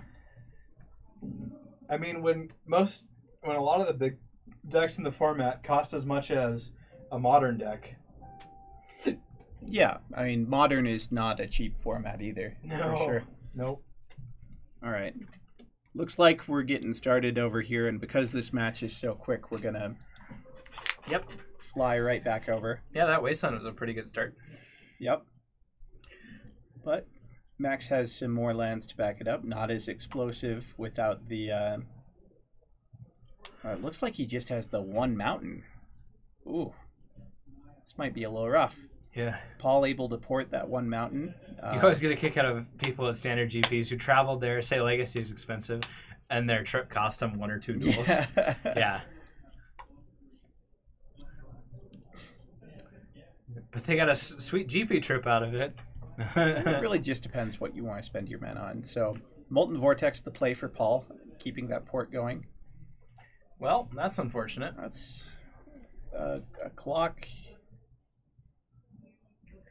Max is considering dropping this Emrakul to shuffle his library. If only they were 21 or older. You're right. You're right, Fox. So it looks like Max has a Fairy Macabre in hand, so he could stop some Loam shenanigans. With this logic, you shouldn't drive to Legacy GPs or MKM series either. But at least you enjoy playing the Legacy deck that you spent, It just depends on how you want to spend your money, right? Like, when I go somewhere, part of that cost is going to be the cost of just enjoyment, right? So if you're having fun doing it, go for it. Like, if you're not, then don't. That's all it is. Ooh. So Sphere of Resistance coming down, and that mixed with Port is going to be pretty rough here. And I have to imagine that this city is not long for the world. No. I'm going to agree with you on that one. Jeez. All right, second, Mox number 1 coming down. Yeah, big tournaments are all for fans. Yeah, I think they lie. Well, I don't play Magic to buy Magic is a bad argument. People also enjoying Standard, apparently? No. People don't enjoy Standard. I'm sure some people do. They deal with Standard because they can't play other formats. Kobe. Definitely not. All right, so kind of interesting there. Paul chose to not Wasteland.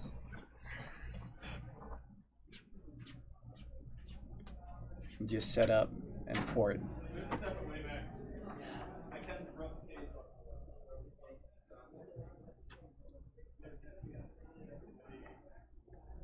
Paul tapping 4 mana. Looks like he's gonna cast Tracker, Tyler's Tracker.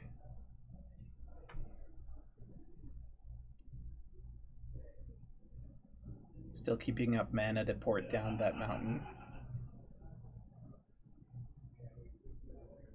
If Max can hit 1 more land, he might actually have something to work with. I believe he has Seething Song in hand, as well as a Through the Breach. I'm not sure what else. Drew World Spineworm for the turn.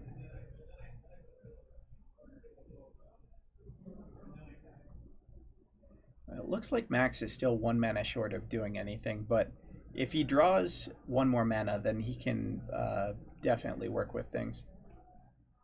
Alright, so he's going to pass his turn, discard Emrakul, shuffle his graveyard back in.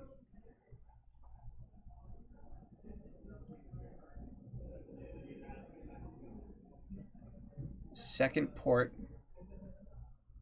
coming down for Paul.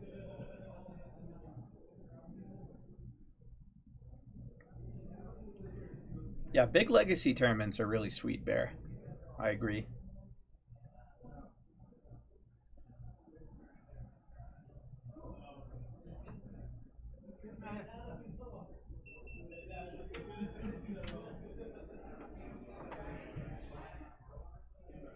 Definitely is. Definitely.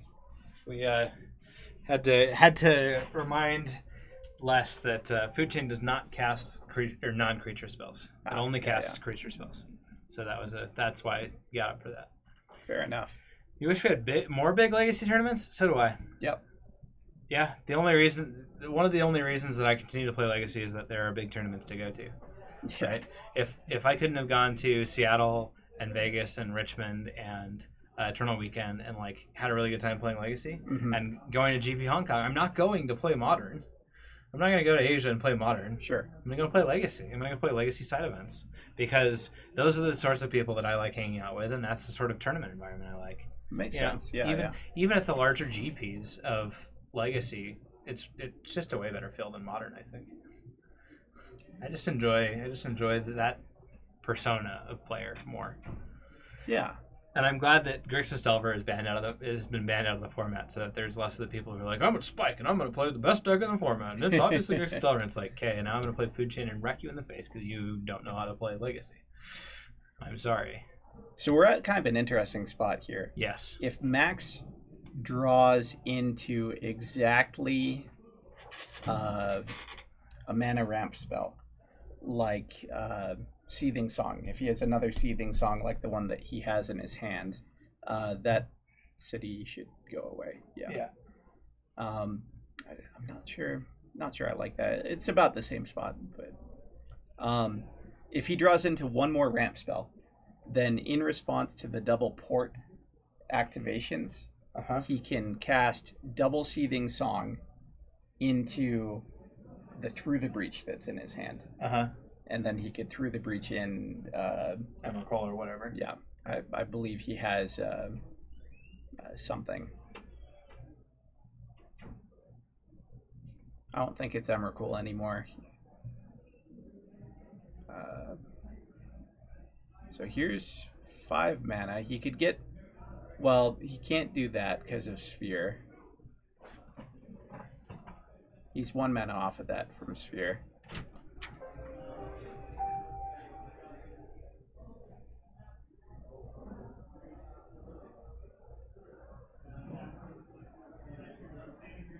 Yeah, so that's going to be the game. But... But like I was saying, if he did have that 1 extra mana, that is the line that he could have made. Yeah. And it looks like Max was very aware of that line, just kind of forgot that the Sphere was in play. Yeah, he did everything else right for it, and then just was looking at the sneak attack in his hand. For sure. All right. Even more money incentive by going to far up GPs. If you want to play a real format, Legacy is both a financial game as well as a card game. Legacy is someone gold. Draft is probably the best way to develop a useful skill set for Legacy, while also being exposed to the ability to collect drafted cards, which are also Legacy playable. I wouldn't agree necessarily that draft is the best. I guess for people just starting out, it's probably the best way to get into Legacy. Karn to Fairy get pushed out of draft by M19, which is the lowest of EVs. Yeah. Yep. Yeah. Dude, M19, I haven't even opened that product. None of it. I haven't bought a single M19 product. And like I own a store, and normally I totally buy everything. The core set problem, right? It's why they got rid of them in the first place. Was it's just really not a great format for people who play frequently. Yeah. And it's a good starter thing for people who are just getting into it. And they even sort of changed the philosophy of it, right? Right. They made it so it's got the reprints and it's got the things like that, but it's like... I love that it gives sort of a flavor to standard. Like, you could have things like, back when M10 was out, you had like the Titans and stuff like that, and that was a great thing to have in like a core set for... And Baneslayer for value. And like Baneslayer, and that kind of set the tone for the format, right? But that's kind of where they were printing the planeswalkers and then doing supplemental planeswalkers throughout. Sure. But yeah, no, it's a disappointment to me. The set itself is a disappointment to me. I love birds on turn 1. Look at that All right. revised birds. If anyone has unlimited birds or beta birds and they want to give me a very good value for it, a very good price, like pre-current pricing price. I don't want to pay $2,000 for black-bordered birds. Is that the beat up birds? The doesn't look too beat. No, I think that's one of the good ones. I did get 2 LP birds coming. Yeah. 2 more LP revised birds. Okay. I love this brainstorm right here. Brian definitely has one bird that is extremely beat up. It looks like it's been through the washing machine a couple of times, and It definitely has been through the washing machine, but it's still sleeve playable. Yeah. I want to say it's it's either Ravnica or M10, M11. One of the times they reprinted birds in that new. Oh frame. yeah. Now online, I play with 7th edition birds. As you do. Foil 7th edition birds. Okay. But I don't want foils. That's the only reason I'm going for revised and or unlimited. I am willing to find unlimited birds. If any of you have unlimited birds and want to talk to me about it, we can be friends. And then we can sing, "Why can't we be friends? Why can't we be friends?" You would be friends. Birds of Strix. Birdful Strix. No, you don't get rid of the Leofold. Yeah, it's interesting. Yeah, you get rid of the Baleful Strix. Okay. So we're gonna force back.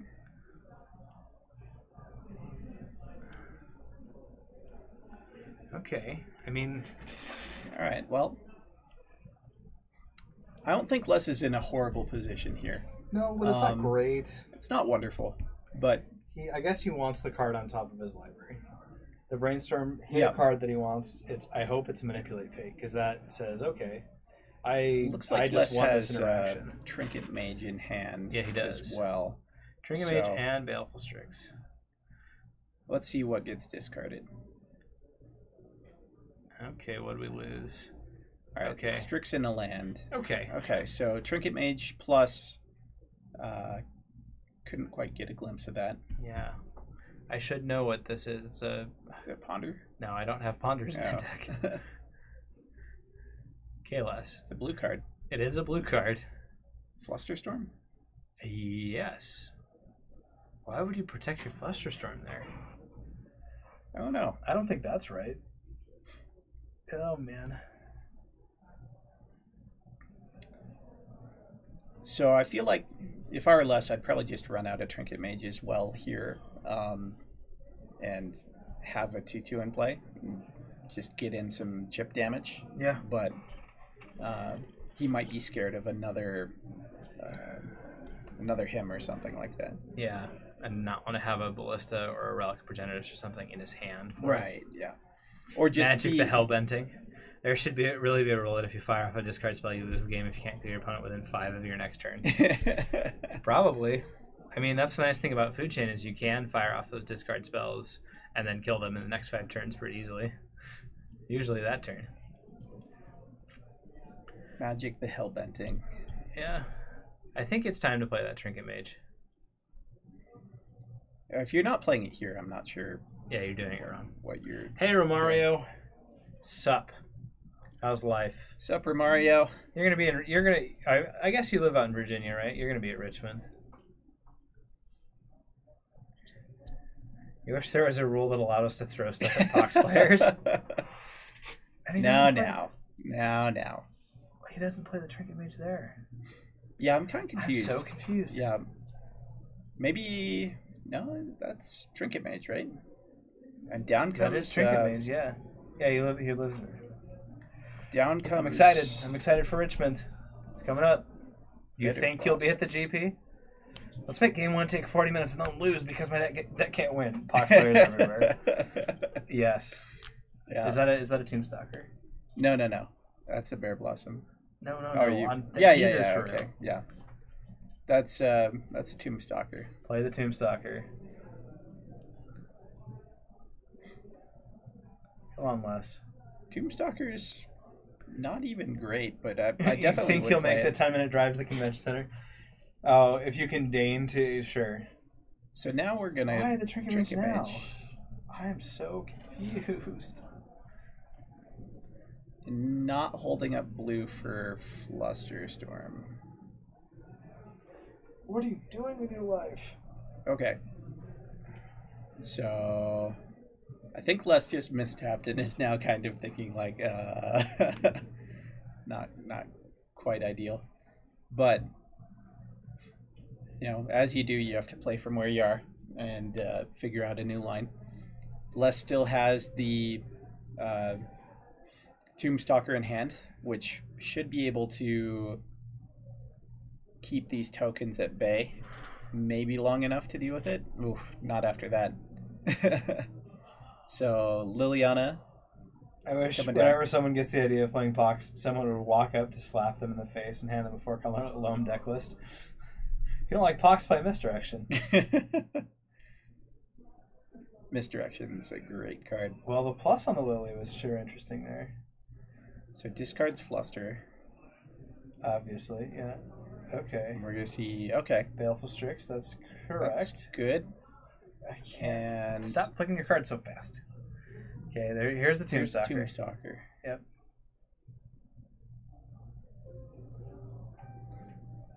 One, 2, 3, 4, 5, 6. Tombstalker unfortunately just flies. Does not trample. It'd be so good as a trampler. Tombstalker. I love that card. Card's great. Card's so much better than Gurmag Angler in this deck. Big Tombsy! You don't have a problem winning versus Pox, you just hate the games because it tends to be 20 turns of doing nothing from either side. Looks like that last card's a Griffin. Interesting. Very interesting.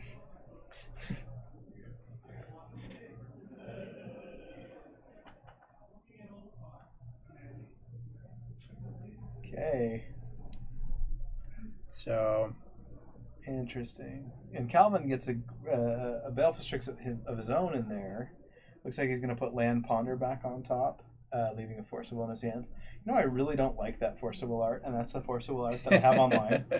I really don't like it. I don't mind it. I think it's okay. But Therese Nielsen is... The original art is really good.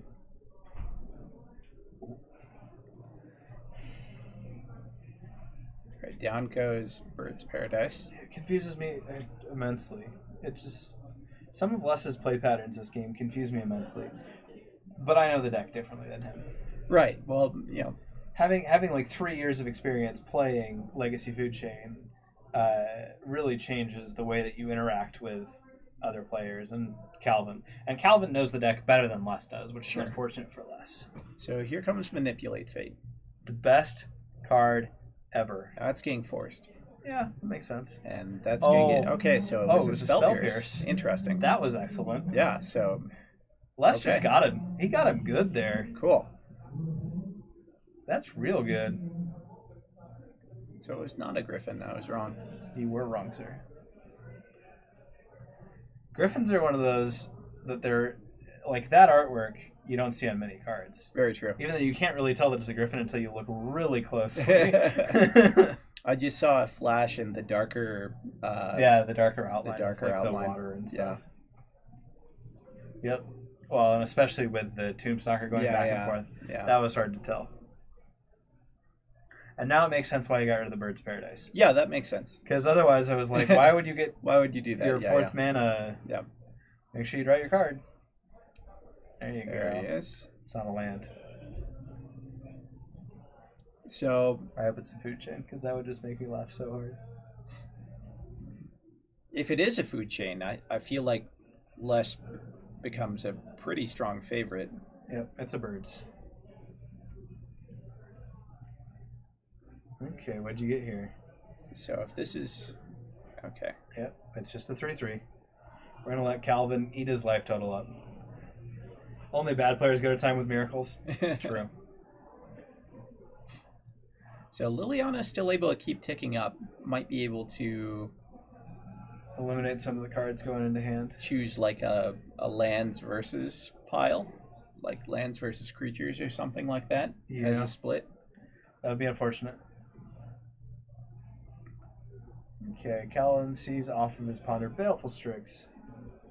Polluted Delta, and I can't see what the middle card is. I think it's a Hymn to Torok. So I think of this pile, you want to keep the Baleful Strix, put the fetch land back on top, right below it, and then the last card underneath. But only if it's a Hymn to Torok.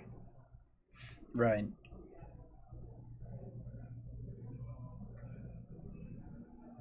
And here are the Griffins being separated out, so it's very obvious to everyone that there are 2 playable Griffins there. It's a good thing Exile Order isn't a thing. Yeah, yeah. I love that, because I can mess with my Exile Order as much as I want. Mm-hmm. Okay. Looks like Force of Will and... Let's see what the other card is. I think it's blue. It's a blue card. Slow it down. It's a Brainstorm. It's a Great Storm. Okay. I'm pretty sure you just Brainstorm here. Yeah, there's no way that you're going to be able to keep 2 cards in hand with Liliana on the board, and you don't have the mana to get things going. Well, it looks like that's not the case. He just passed it back, so he's trying to keep up Force of Will plus, blue card. And so... Strix, I think you're fine with. Yeah, I think you let not that the way resolve. this game's going to... No, it's not the way the game's going to end. You kind of hope that this last card is something worth getting rid of. And Calvin's deciding, do I... So here comes Brainstorm. Ooh, EE. okay. Oh, that's nice. Engineered Explosives. EE on 2 is so good here. Yeah.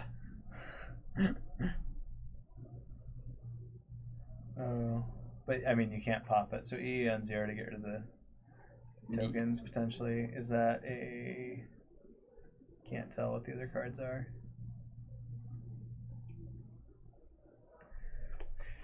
I think he wants to leave that Force of Will in his hand. There's a fetch land there, right?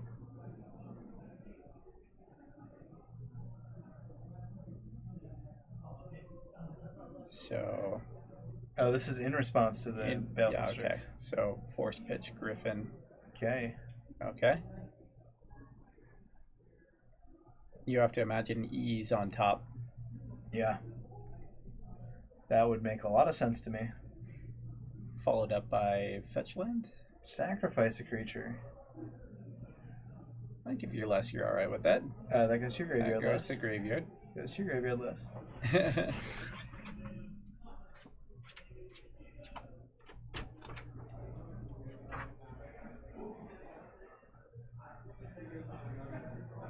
There we go. All fixed. All battle. You know what? So did he just draw the E there? I missed it. I was reading chat. Oh. Looks like his land. Okay. Okay. So He's gonna potentially just pass it back. setting up just to have it on 2 next turn. Yeah. I think that's going to be the case. Now there's the polluted delta from Calvin. Now there is a counterspell in the bin. Does he have a Snapcaster? Is that the last card in his hand? If it is, that could be pretty rough. That would be very unfortunate. Less taking 4 a turn here. 1 token being blocked and 1 token being made every turn. Now I think you're going to block with the Baleful Strix if you're planning on... well, we'll see. I would have blocked the Baleful Strix if you're planning on doing EE on 2. If that's the plan. I suppose you could try to attack in onto Liliana and do the same thing, but... Yeah. It does tip your hand a little bit, but... I mean, if you do it on 2, then you're stopping the fairies from being created, and now your 5/5 is bigger. Right.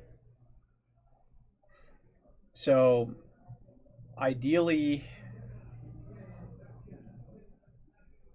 Need to deploy Griffins to eat tokens. Yeah, he could just start deploying Griffins here, but then Lily's going to tick up on the CE. So he needs to decide what to do with this EE now that he's set himself up for it.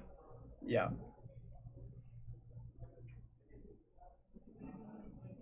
Yeah, a little bit awkward. Yeah. EE on 2. EE on 2. Ooh, it's just a counterspell. Just straight up counterspell. Okay. Okay. Spell has been countered. Yep. Now you gotta find your walking ballistas to make this. Yeah, I don't know. That's a tough spot. A walking ballista allows you to get rid of this lily. This lily is really... Lily's probably going to tick up to 3 next turn. X equals 2, then you pop it, then you attack. Pretty sure.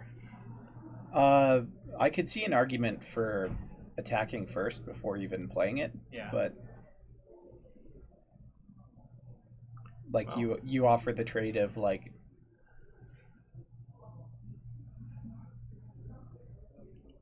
okay. No. Les is going to 8. Getting down there. Yeah. That fairy army doing a good job. A food chain here though makes quite an army. Yeah. Food chain would be good. Yep.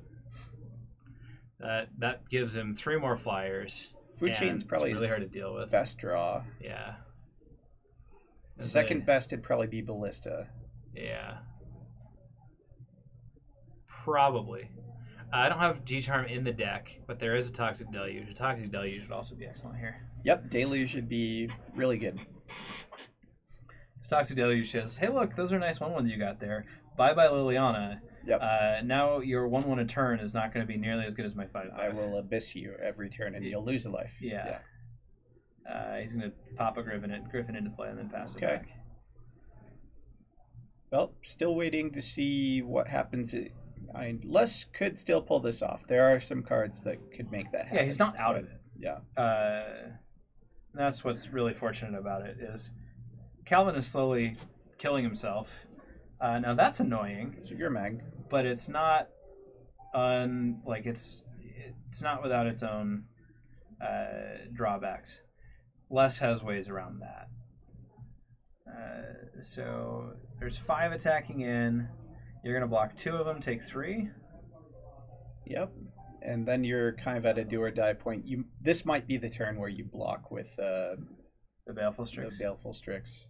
Or it looks like Calvin's gonna do that pre-combat. Doesn't matter if it's in your exile. I think it's about the same. We'll see what happens here.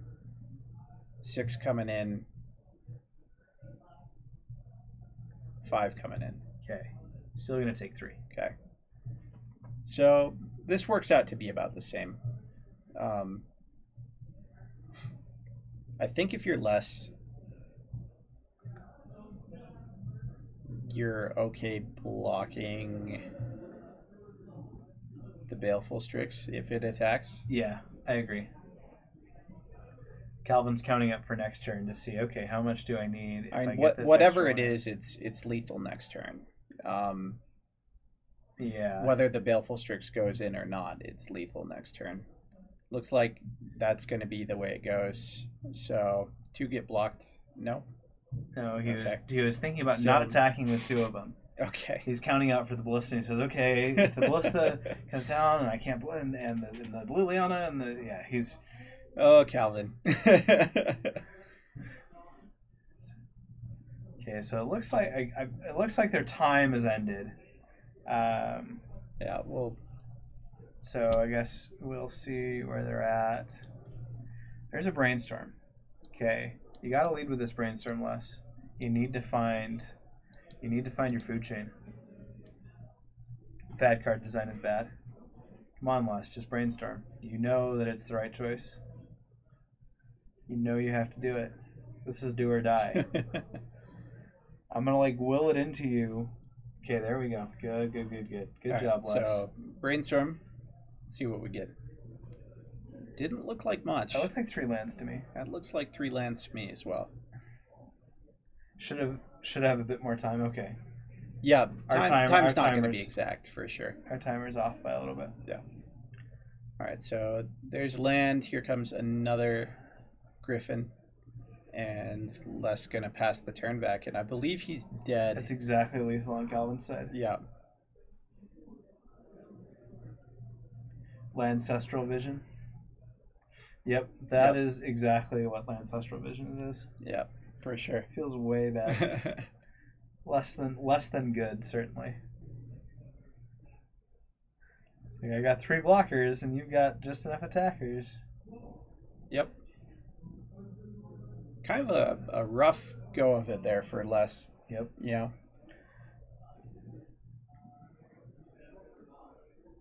But wasn't able to get the either a draw into combo early enough. Had a couple miscues earlier on that cost some percentage points. Yeah. And some weird sequencing stuff. Yep. It's kind of added up to getting into this point where you've got the Bitter Blossom down and unable to race these fairy tokens, especially with that Liliana. Yeah, no, this is certainly a hard matchup for Les. It shouldn't be as one-sided as it is looking. I think there must have been some sideboarding choices that have kind of impacted the way that this game has happened. Now, if Calvin doesn't attack all out... Very true. Calvin does have to do the right attacks here. So we're going to see 2 blocks and a chump on Gurmag. I would just trade and Les is going to live another turn because Calvin's a little bit too scared to attack. Well, Les went down to 2 for some reason. Yeah. Yeah, because Calvin held back.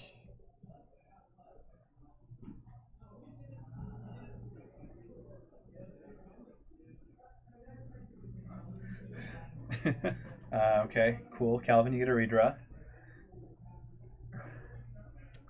If Death Star Shaman wasn't banned, that card in hand could have been Price in Progress.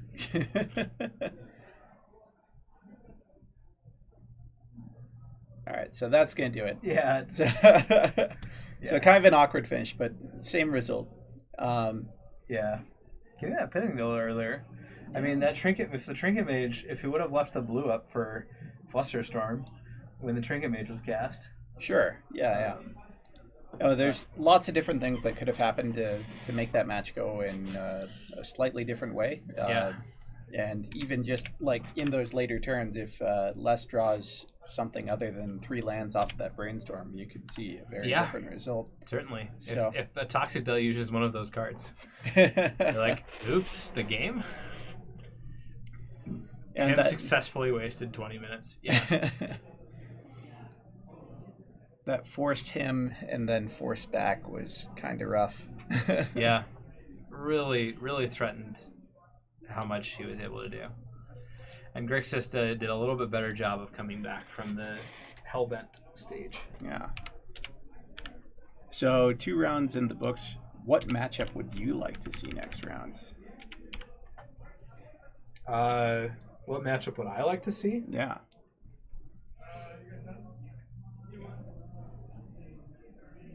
I mean, it seems like we're going to have a Lands versus Calvin matchup. Yeah. I wouldn't mind seeing more of that mono red sneak attack deck because that was pretty sweet. Yeah, let's ask to put Max back on camera. Are there any decks that you guys are specifically looking for of the ones that we've kind of talked about so far?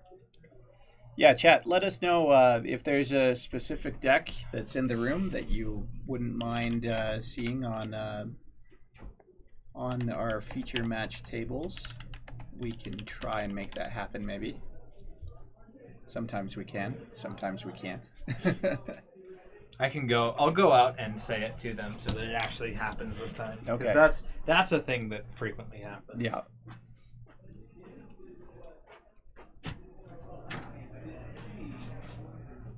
I set my brain scope the right way.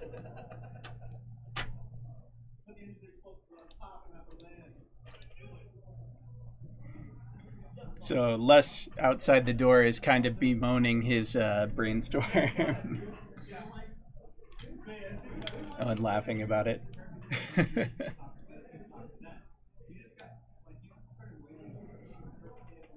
So while we wait, thank you guys for joining us today. If you are new to the stream, we do this twice a week. We do this on Tuesdays and Fridays, 4 rounds of Legacy. If you want to see more and get notifications of when we go live, definitely go ahead and give us a follow, and it'll let you know. The store layout is kind of like a giant L. So the room that I'm in is kind of in that dogleg of the L. Our feature match is right across from where we are, and then there's a big room to our left where the main store is. If that makes sense. Ob Fan Z.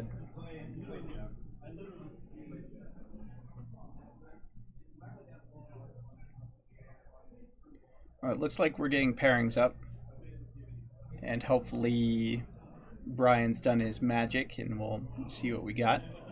Looks like we've got Jeff versus Calvin, and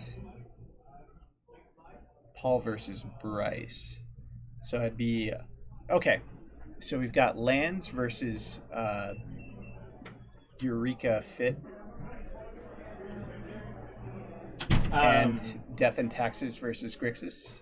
Death and Taxes versus Grixis, or Eureka Fit Yeah. versus Lands. And I kind of want to watch Eureka Fit versus Lands. That should be interesting. Yeah, I very much want to watch that. And we get to see Bryce on camera, so... Yeah, that's... Where's Captain QC? Exactly. All right. We need Captain QC. Where's our Frenchie? Eureka! More interactive. Underscore Bryce underscore Eureka. Bryce underscore Eureka. I think underscore is fine in that sense.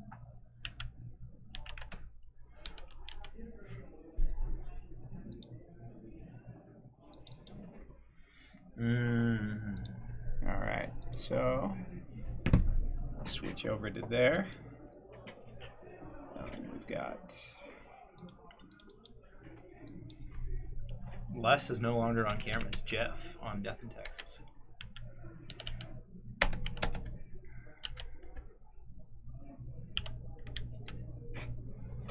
Okay. Okay, cool. Swamps. Visit the swamps. Let's get this timer up. Yeah. 21:23.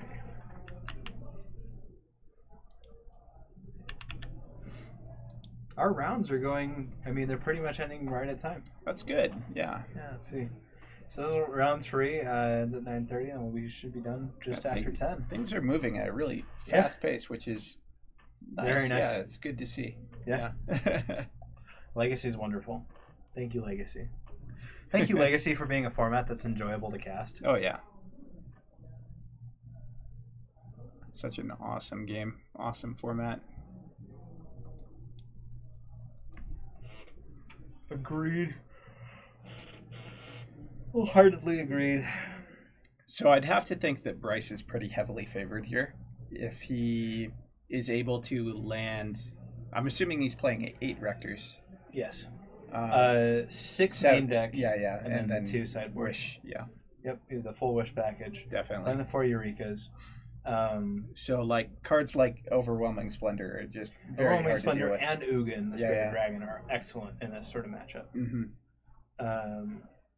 And then, I mean, getting any of the Rectors, the Cabal therapies at this point are just like, hooray, we did it. And like the way that Paul wins this matchup is by landing a very quick 20/20 or being able to get Bryce off of his mana base somehow. Yeah. But that's hard to do with how many basics they play. Yeah. So you can't really Ghost Core them out Yep. effectively, and you can't Wasteland them out effectively either. Not very effectively, at least. Yeah. Bryce says, sure, we're going to get there. The Lands player with the Tabernacle playmat, obviously, yes. So down comes Exploration, and that's a good start for Paul. Yeah. Especially followed up by the Rashadan port. Sure. That makes it so it's much harder for Bryce to kind of activate the lands he'd like to. Yep. Or it could mean that. Now, it doesn't look like it necessarily will. Paul's trying to think of where we go from here. Double Port's a pretty good go. Ooh. Yeah, double port is a pretty good go. That is one way that Paul can effectively keep these mana kind of under control for a little bit while he gets some time to get his 2020 plan going. But he still has to find that 2020 plan. Very true. It looks like we've got Paul with loam in hand. Okay. Nothing. Unfortunate. Nothing really to loam at the moment. Not quite yet. Yeah, and now that Plains is going to get tapped down. Oh yeah. And Be very much tapped. Yep.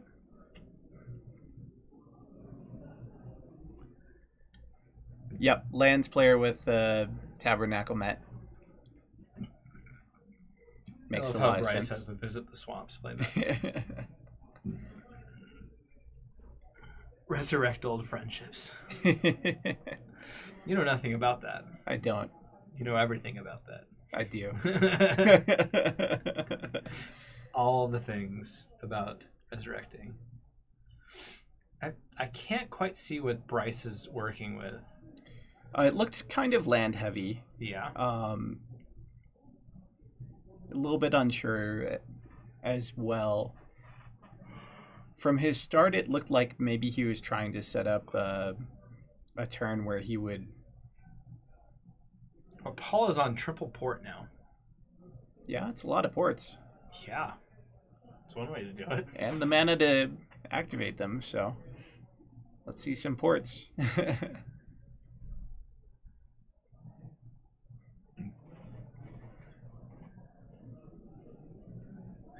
Alright, looks like Arena Rector is at least one of Bryce's cards. I mean, we're almost there, but now I need the sack outlet too.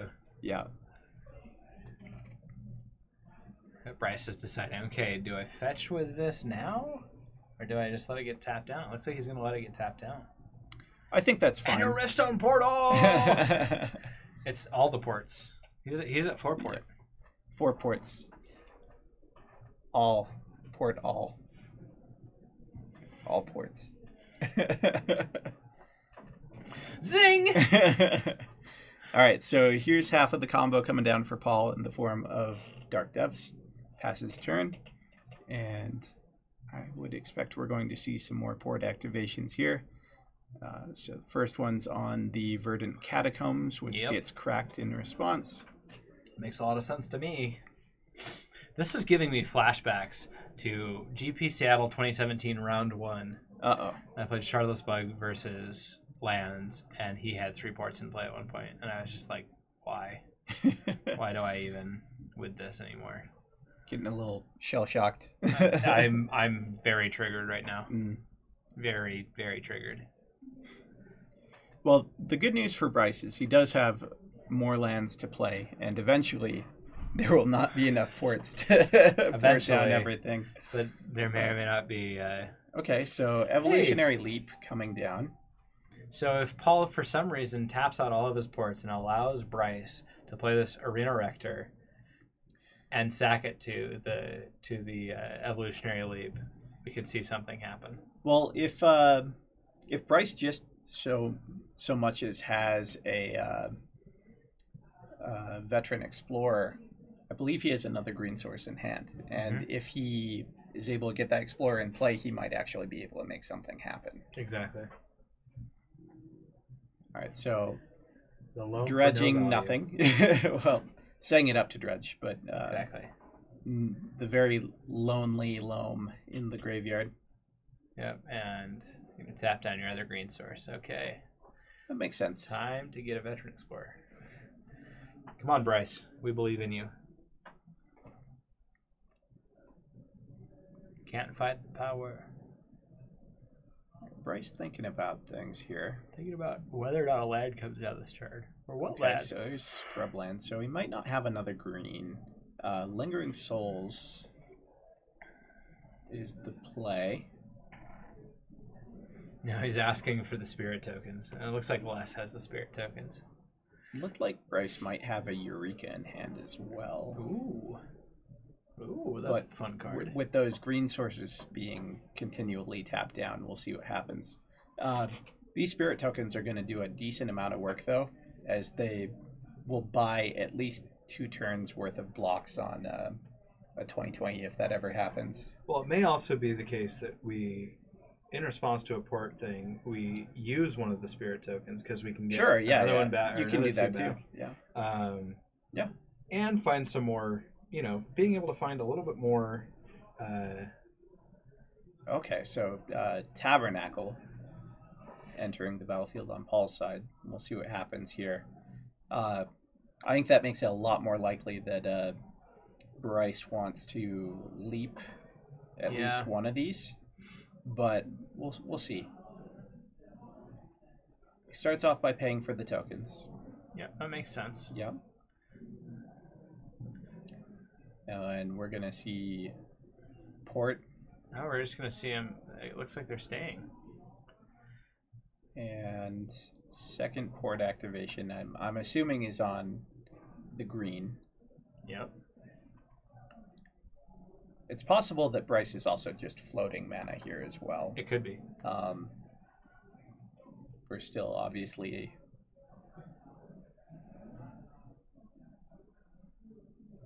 unable to tell at the moment.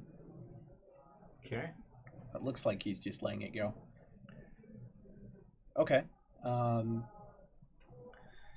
Was that a Phyrexian Tower? It was that he just drew. Is this Bryce loses Friday? Right now, Bryce is 2-0, so not yet. QC, you're just in time. Burning Mage 97, thanks for the follow.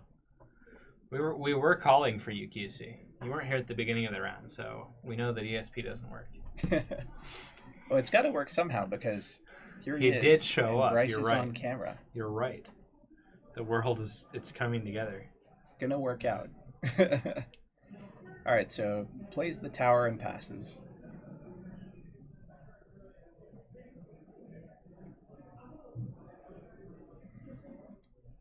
Paul dredges Loam. He sees Mox Diamond, Taiga, and a Punishing Fire off of that. He's going to cast Loam, get back that Taiga. We've got those Punishing Fires, which is unfortunate as well. Yeah. Just and 2 Grove in play, so. Yeah. Alright, so Bryce untaps. And now he's going to sack a token. Get a Veteran Explorer, okay. Go. That's a strong card to be grabbing right Halfway there. He's living on a prayer. And he's just going to let that one get sacrificed. Okay. Green source. Yep, that makes a lot of sense. Tap down the green White, source. Black, and... He should be tapping down the tower here, yeah. Yeah, that makes sense. Alright, so... Does Bryce have the another green source? Yeah.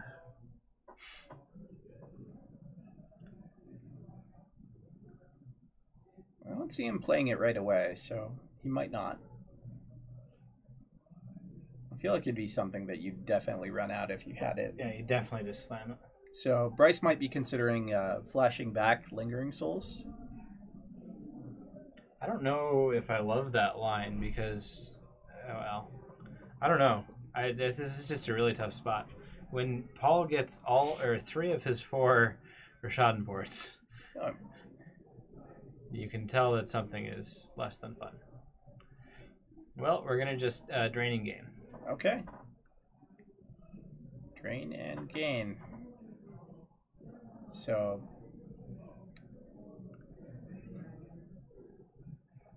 Punishing Fire... Gonna get returned off of that drain and gain.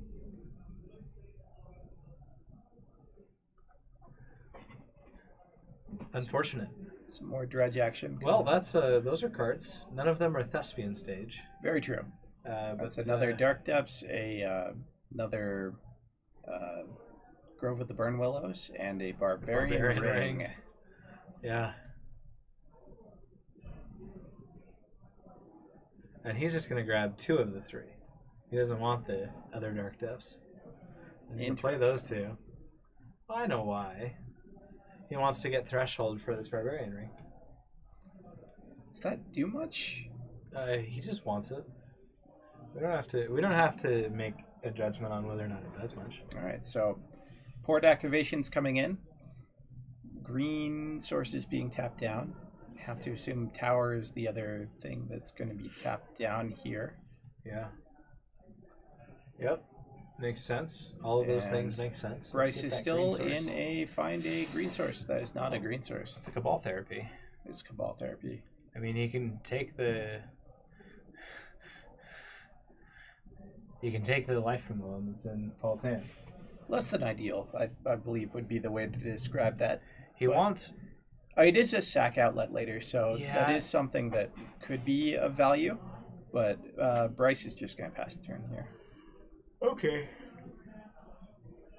The Glacial Chasm, Verdant Catacombs, Ghost Quarter are the lands. I'm hiding just off camera. Look at me. If I want to exile Punishing Fire from the graveyard, when is the best moment? When your opponent is completely tapped out. That is the best moment. Otherwise, don't do it. Yeah. You'll get got.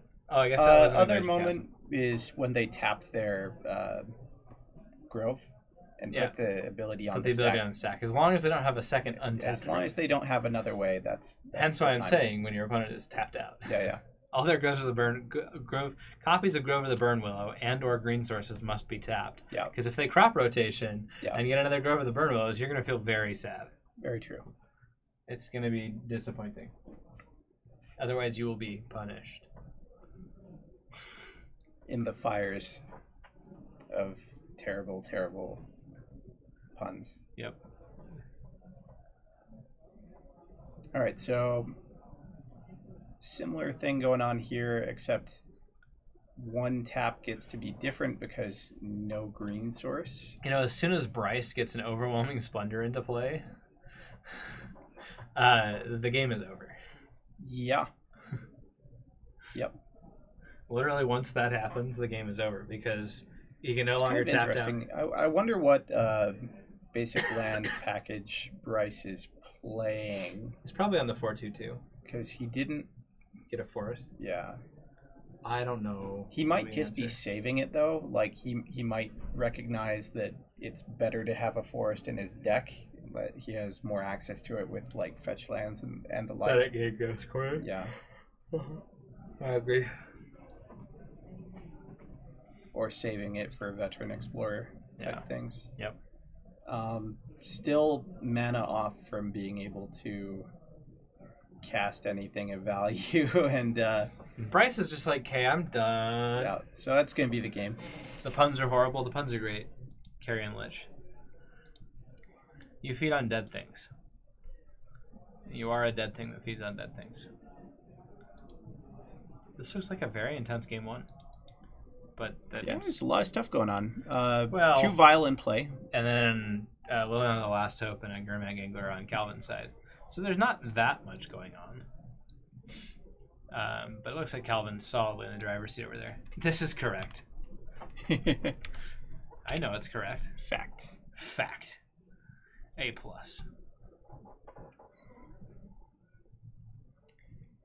So looks like Jeff has Flicker Wisp in hand, which is not at its best on the board. No. He might be able to do some sort of end of turn kill the Lily with it, but Doesn't kill the Lily. Just flickers it back and you comes back in. can't attack the Lily. Oh, But- that's what you're saying. That makes sense. But it looks like Jeff is just picking it up. So And Calvin gets it. Calvin's going to take that game, and we are left with what everyone comes here for: the The best shuffle cams on all of Twitch. Exactly. Both matches shuffling it up right now. See, at least with the shuffle cams, you get some interesting experience because you can see our faces while they shuffle. And all of these players have relatively decent playmats. They do. It's enjoyable to watch them shuffle on their playmats. They really do. Look, Calvin's got those awesome Eldrazi stained glass looking style. Uh-huh. And we've got the Goblin Games playmat. Yep. And then on the backup, it's the Swamp and the Tabernacle at Pendrell Vale. Exactly. Visiting the swamps. Carrion Beetle and Lich are not a combo, but both have a common theme. True. They feed on death. Yeah. Fair enough. Yep. And that's what I was saying, right? If you feed on death, you can't have a problem with puns. Well, I mean, there's a line that even liches won't cross, right? I mean, I guess. But I suppose you can carry on.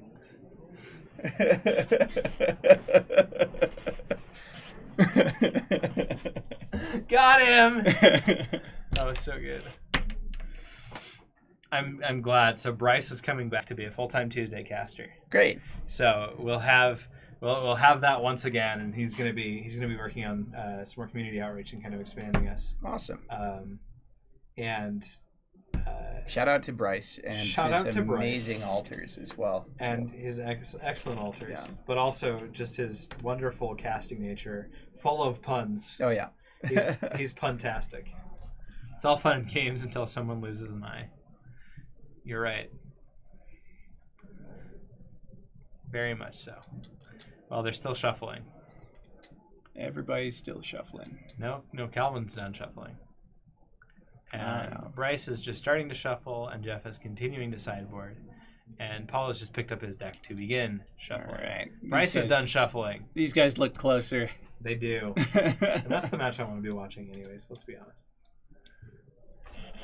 I love that when Bryce gets on camera, he just like falls apart. Like he was 2-0 coming into this round, and now his deck is starting to fall apart. Carrion Beetle. We should look up Carrion Beetle.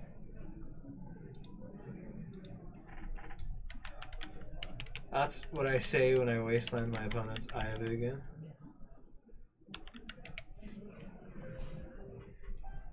Oh yeah, I forgot that was the flavor text on it. Nice. For being the cause of all the problems in the world, as well as being the best scapegoat. You know, usually those things go in tandem, right?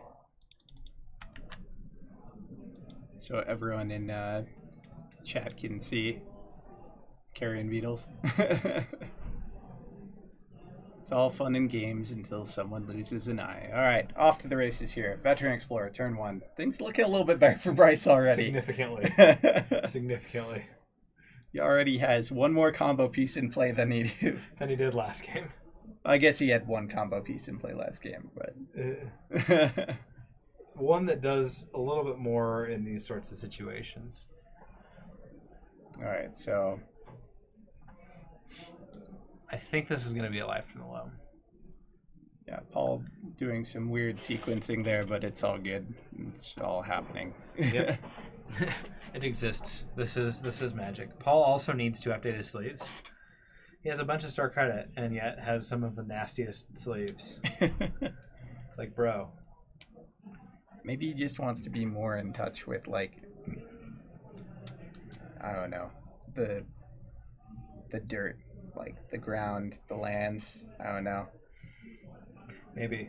I was right about that life from the loam. Yep. Loam comes down as expected. Loam comes down. No, no, no. Okay, Bryce. You had a really good start. Now let's follow it up with something. Bryce is like looking at his hand. Okay. Okay.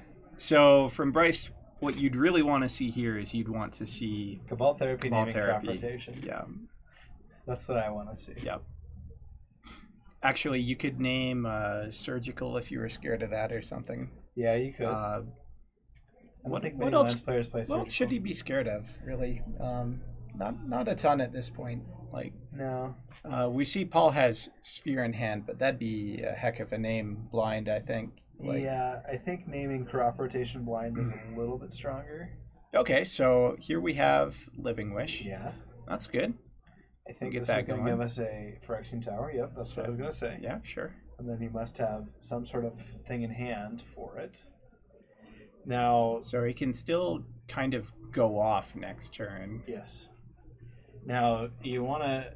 So if you've got a Academy Rector in hand, the very first thing you're going to do is you're going to get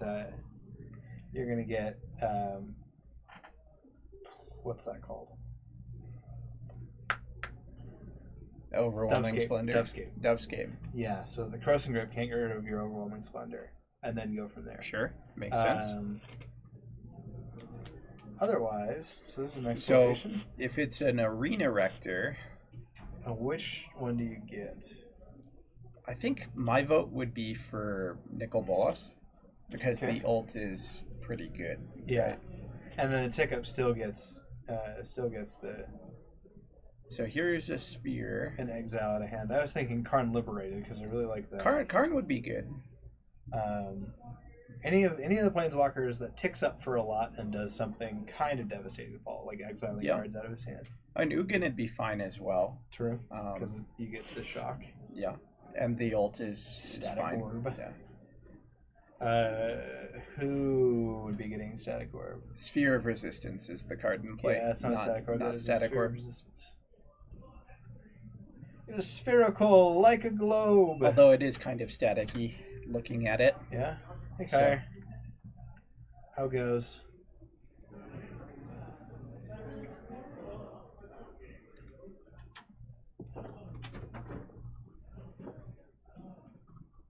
How's the tournament? Just a bunch of ones. Okay. 1-1-1. Yeah. Did you lose or beat Trace? We drew. You drew. It was easily the most brutal match I have had in like a long time. I think we both played really, really well, and if we had the time, I think I was gonna get there. Okay. Although, when turns expired, he was at 30 and I was at 4, but I had it locked. Like Okay. I just stabilized game 3, so like it feels kind of like a win, but it doesn't look like one. you know? Yeah, definitely doesn't look like And then I lost to Sneak and Show. That is not a good matchup. Nope. No. That's not a good matchup for me at all. Nope. But anyway, I'll probably drop in later. All right. See ya. Bye, chat. So back to Bryce over here. Bryce is sacking his Veteran Explorer. They're both fetching up some basics. He's Bryce initiating says- his combo. 2 black floating currently. He's going to have access to 6 mana. So he's going to use the 2 He's gonna floating. name Croson Grip right here, right? It really depends on what's in his hand, I think. If he named Croson Grip, he hit.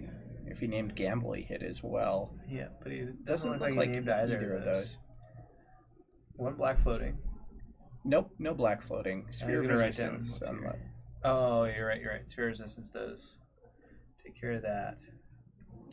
So, and that's going to make this turn a little bit awkward because Bryce is 1 mana away from doing any of his big things. He's 1 mana away from casting Eureka. He's 1 mana away of putting a Rector into play. And being able to sack it off of Therapy, he'd be 2 mana off from. Yeah. So, Yeah. at best, he can replay like another Veteran Explorer or something along those lines. Yeah.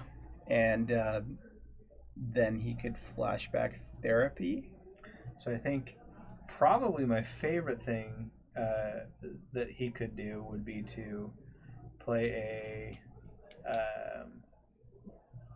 Just 3 mana. Yeah, so this is going to be a little Okay. much. Yeah. Now So- this is going to be Just setting up for next turn. It's probably a Rector, would be my guess. probably an Arena Rector. Right? Either Arena or Academy. I think you get an Arena Rector here because of that Croson Grid. Well, the thing is, you could get rid of the Croson Grip with the Therapy in the yard. With the Therapy in the yard, but the, But it the would, Erector it would trigger go would resolve first. Yeah, first. you're right. Um, Yeah, so Arena Rector is the get. Yeah, I think that makes the most sense. Yeah. The other choice that could make sense is you get your Academy Rector and then get your Dovescape, but then you have to know you're getting into another Rector quickly so that Sure. you don't Yeah, get yeah. eaten alive by the other stuff. Yeah, could do. Even 3 birds could be a little bit troublesome if there's not a follow-up. Now, it is important that Paul leaves up 4 mana if there is an Academy Rector coming in. Yeah, Dovescape could be okay. I feel like any of these lines is perfectly fine. But it's a But gamble. it's a gamble, but Headshot. Captain QC. All right, so let's see what Paul's going to end up doing here. He is going to get back his life from the loam, okay? And he's going to show us 3 lands. One of those is a crop rotation, which kind of hurts. But Yeah, he can go up to 4 lands here, which means that he still has Croson Grip online. Doesn't keep a grip on things going. Looks like that's not going to be what he ends up doing. Captain QC is pulling a Bryce right now.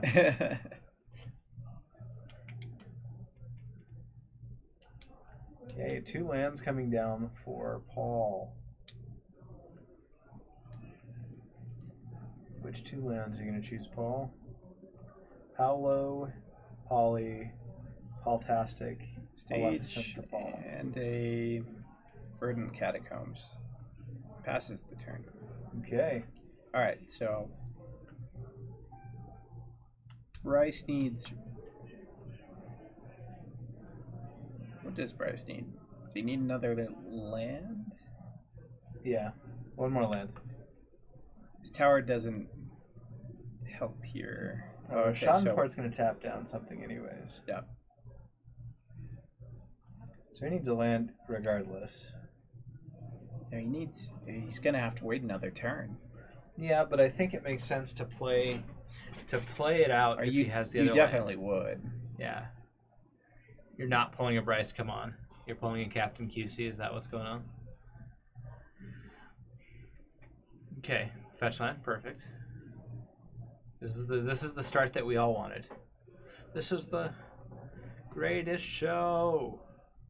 Captain QC, you're kind of stretching at that one there. Loam not pulling a Bryce.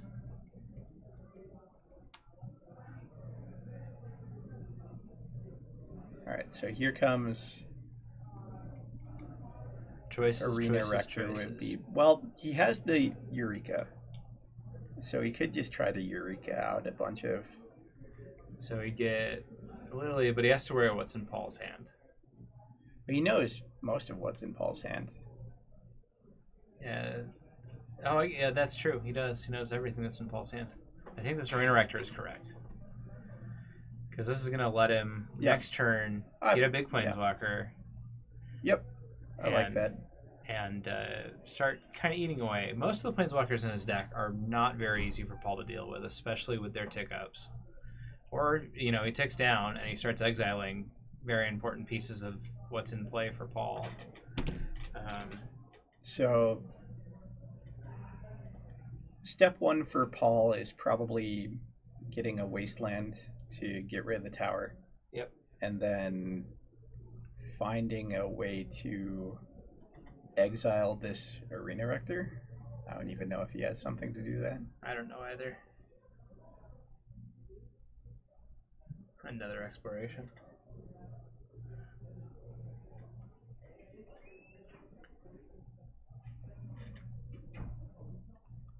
All right, so here comes Exploration number 2. Gamble. Goat cheese is pretty good. You just discovered that. I'm sorry that you just discovered it. Goat cheese is excellent. Goat cheese is like the best cheese. It's almost as good as sheep's cheese. The sheep's milk's cheese is just so creamy.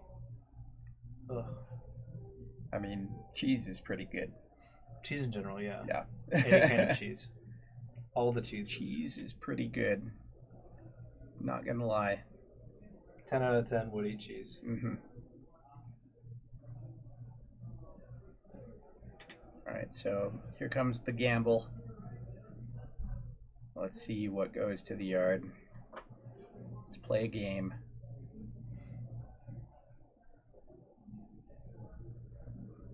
One in 5 chance.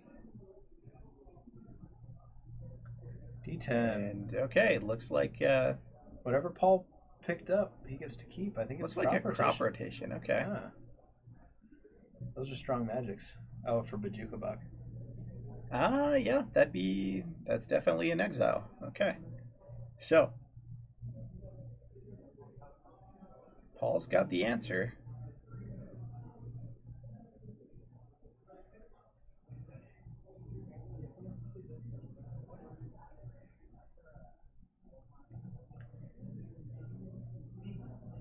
Now, the answer for this specific card. Sure. But it looks like that's the only thing that Bryce currently has going. He's got a bunch of setup pieces and not a lot of action. Yeah.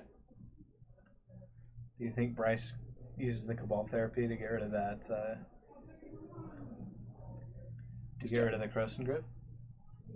He might.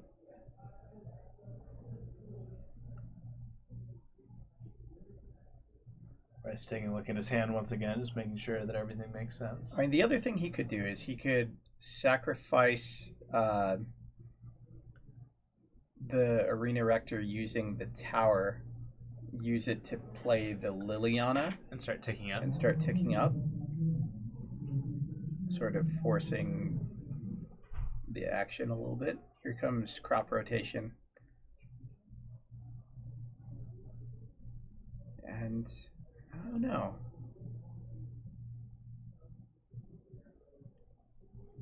I'm almost tempted to say that this is just worse than fetching up Dark Depths. I would say so.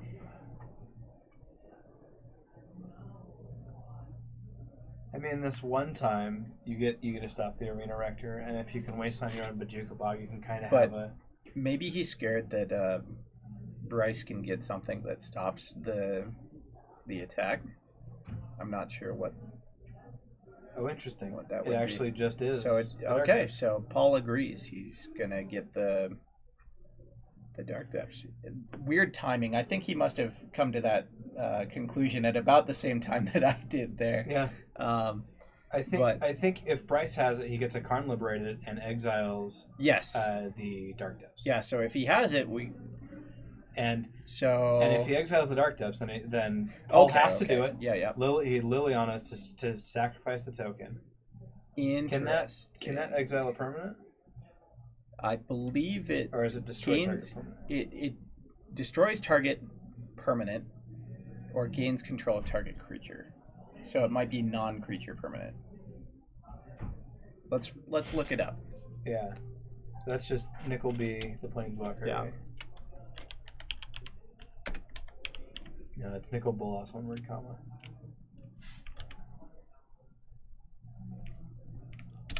If I do that, it'll show up. Should.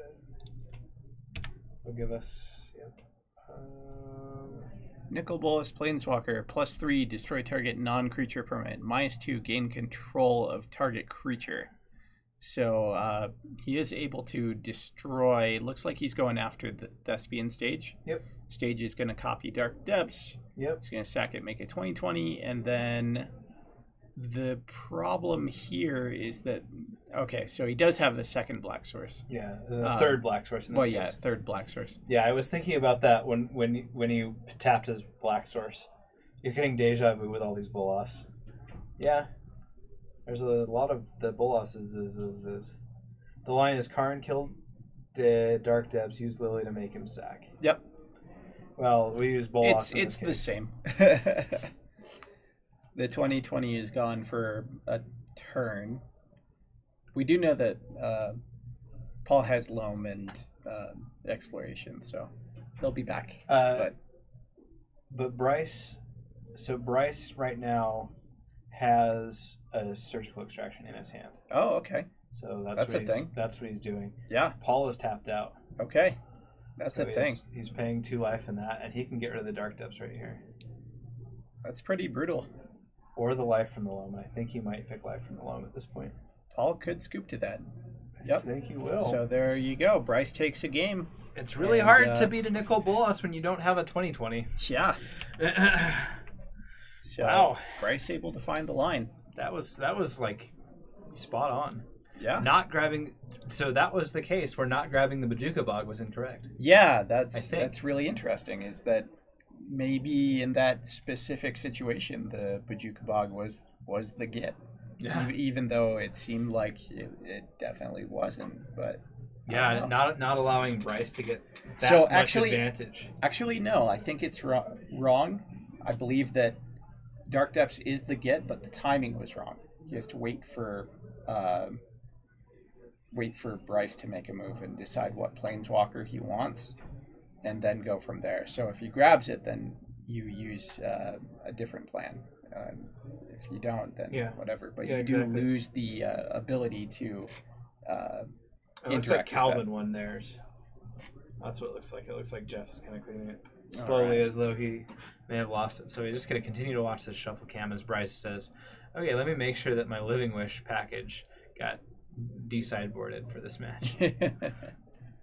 That's the unfortunate thing about Wish I've packages. done that before with Burning Wish for sure. Where you forget to desideboard.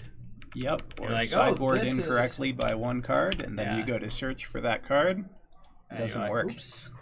It's not a good feeling Yeah. when you cast your card and you're looking through your sideboard, You're and like, then oh, you're it's in my looking main through your deck. sideboard, and then your head drops and you.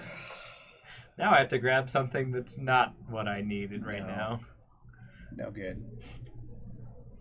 So, unfortunate, but very fortunate. It's too bad Nicol Bolas the Arisen can't be found as a Planeswalker and played as a Planeswalker or grabbed from your deck as a Planeswalker. That would be really nice with the Rector. So when are we gonna get a Planeswalker wish? Specific wish. I don't know. They did Glittering Wish, right? Yeah, Glittering Wish. Which was the multicolor. And there's Death Wish, which gets any card. Okay. Costs you a ton of life and costs 3-4 mana. I don't know. And then there's like in the Bolas is whatever, the Doomsday, not Doomsday, but it like it costs a bunch of mana, and you can get it either from inside or outside the game. Mastermind's Acquisition. Yeah, Mastermind's right? Acquisition. So that costs 4. Yeah. Yeah, which is outlandish in Yeah, Legacy. Yeah. You're not going to go Dark Ritual, Mastermind's Acquisition. I'm glad I can grab this LED out of my sideboard. Yeah, imagine if you could have like a wish costed at around 3 mana. Is there an enchantment wish? There is Golden Wish. Golden Wish. Maybe I should. I start think it's playing Golden enchantment Wish or in Food aura, Chain. but I should start playing Golden Wish in Food Chain, except it costs like 5, right? I mean enchantment or artifact, not aura. Ugh. Can't even speak today. That's the white one, right? Yeah. And it Costs like 5 mana, right? Yeah. Golden Wish.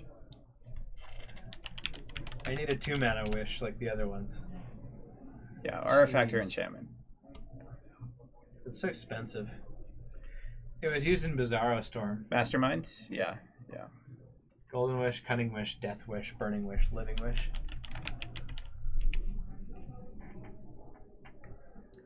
Yeah, if Death Wish didn't cost half your life, like, I mean, not that that's always a bad thing, but I mean, maybe this is a card for the Death Shadow decks. that's kind of what I was thinking, to be honest. If you ran a 1 of Death Wish in like one of those reanimate slots, Mm-hmm. that'd be interesting. And then just have some really cool stuff out of your sideboard. Yeah, That'd be cool.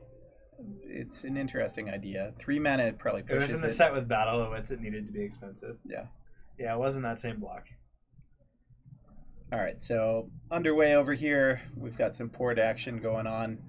And, Just a little bit. Bryce must be having some flashbacks to, To game one. Yeah. Seems like it. I mean, it's getting a basic swamp here, so that must mean a Cabal therapy of some sort. Now, what's your first name with that? Do you think it's going to be a crop rotation, or do you think it's going to be a, I'd be tempted to name crop rotation here, but it really depends on your hand. yeah, I think crop rotation or Corrosive Grip. I think both of those would be excellent names. And he's got to choose based on what he sees. I think Paul has 2 Corrosive Grips in his hand. Looks like, ooh, okay. Well, if he named either one of those, he hit. And it looks like he Doesn't didn't name look either. like he did. He might have named Gamble. I think that's the only other reasonable card that you can name there. Yeah. Grip, crop rotation, plus 2 lands. Maybe is- he was worried about like Sphere of Resistance or something like that. Potentially. But But Paul would have played the Sphere of Resistance there. yeah, I think you'd rather Sphere than cast Port. But Yeah, then activate the port. yeah, activate Port. Okay, well, he's showing that. What's the name? Gamble. He loves it so much. I'm going to agree with you that it was Gamble was the the gambling man. Well, Ooh. this is a good draw. So second therapy coming down, and this one I'm assuming will probably hit. name. Well, Now- I think it depends on what. Oh, I guess I would have let Paul kind of react, and I might have named the crop rotation first, honestly.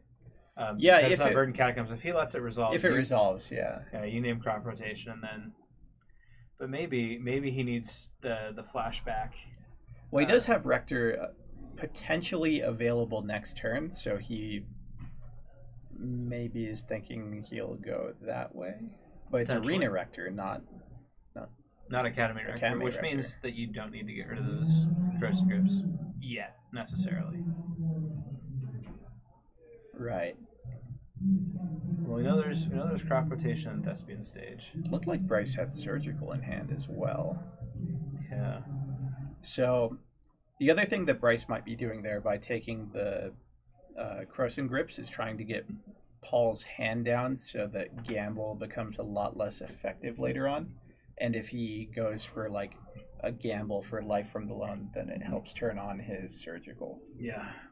And Bryce knows that Paul has the crop rotation, and he has the mana and cards to go and get his Dark Depths and make a 20/20. That he does. So Bryce has to make a decision based on that right now. We'll see what this is. Okay, so Living Wish gets a Caracas, and that's going to be able to keep 20/20 at bay. Except for the Wasteland in Paul's hand. Yeah. I was going to say Port also has some timing stuff with that, like being able to...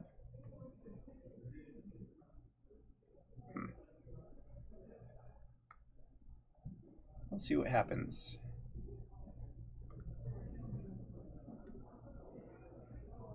Looks like he was going to port down the fetch land. I'm intrigued at what this entails. So we're end of turn. So the other thing here is just the threat of that Caracas has given Bryce an extra turn. Yeah, and that's true. If Bryce is able to untap and keep all his mana, or draw into one more mana source after this and not get ported, then he'll be able to get his Arena Rector and sack it. Yep, well, there's the land. And that'll kind of force Paul to use his crop rotation in a different way. Well, it forces him to use the crop rotation immediately. That's true. Now it's the end.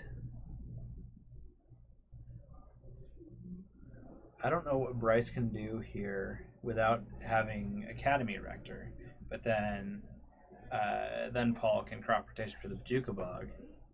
Right. Stop that. What's your out, Bryce? I mean, you still have to play a land. Maybe if he has a Eureka and can get a couple of Planeswalkers. Okay, so yeah. So if he can get 2 Planeswalkers, he can get the same combo that he had last game. He can get Liliana and well, no, I mean he can get Bolas and Ugin. And sure. Ugin exiles. Yeah, that too. Either any combination of any 2 Planeswalkers of 2 that can one destroys and one exiles. Right, yeah. Yeah. As long as you have those 2 combinations, then you can do it. So if he has Eureka here, looks like that's not what's going to happen. Okay.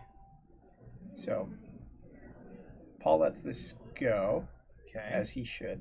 Yep. Okay. What are you going to choose, Bryce?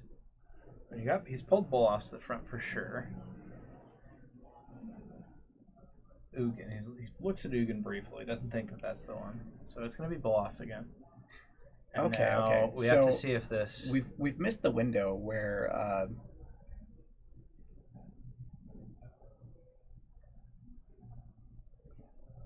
Interesting.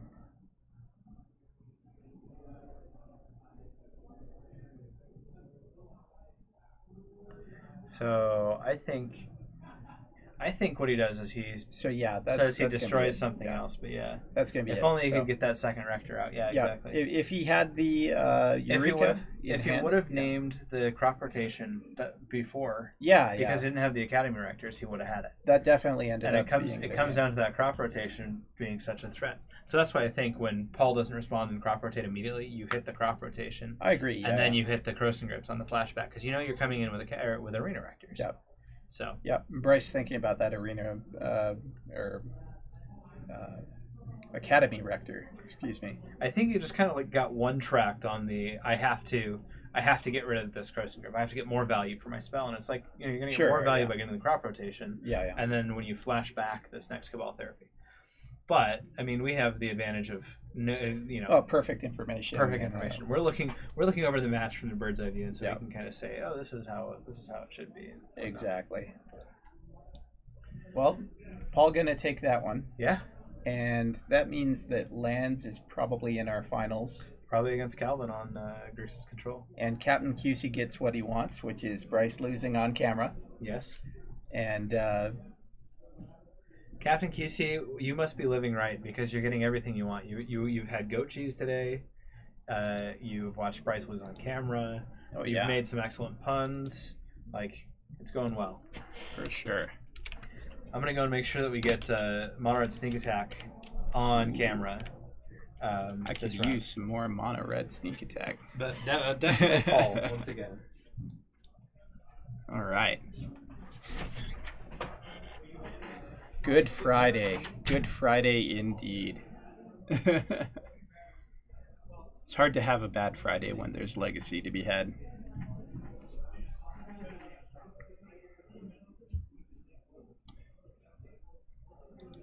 All right.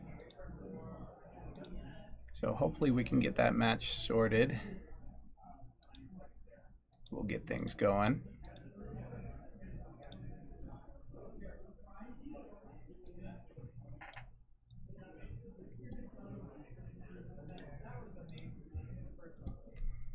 I have to think with that match, if he names crop rotation, it goes a lot differently, for sure. That's probably what ends up costing the game at the end of it. But hard to say at the time. I definitely see where Bryce is coming from, trying to get rid of both the Croson grips, but given his hand and the way things played out, probably not the right take.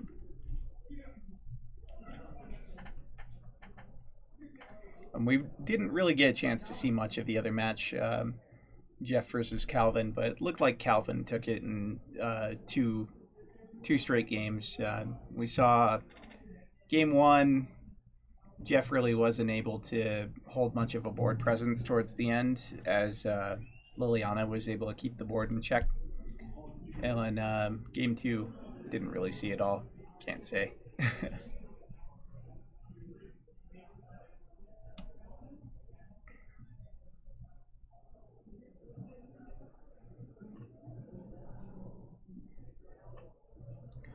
Well, we got one last round of Legacy coming your way. Hopefully pretty soon. The rounds have been running pretty smoothly so far. Haven't gone too much into time. So we should have about a couple more minutes left. We'll see what happens.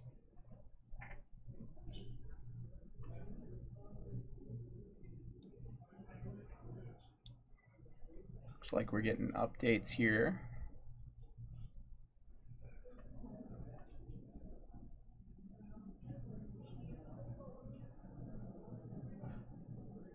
And pairings. Okay. We are going to get what we want. Okay. So we've got Terry versus Max. It's going to be Grixis Control versus Mono Red Sneak Attack. We're going to have Paul versus Calvin, which will be Lands versus Grixis Control. Which is awesome.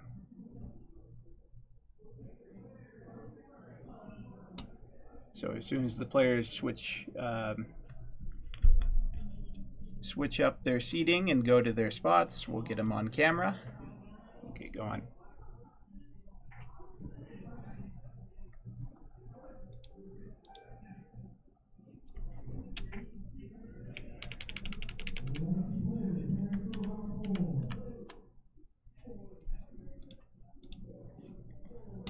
All right.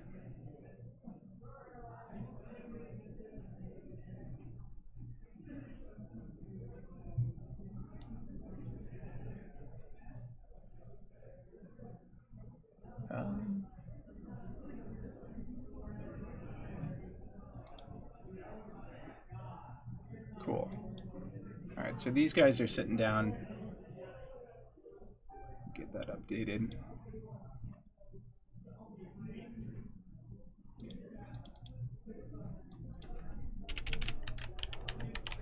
Calvin on Grixis. Control. Paul on lands.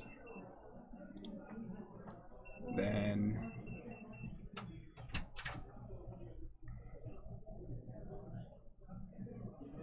You were both requested and had a good enough record to be active.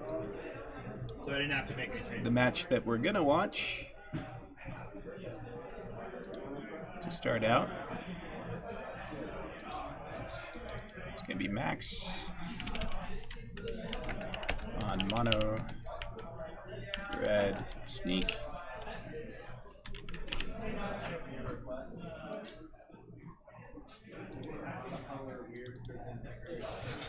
Versus Terry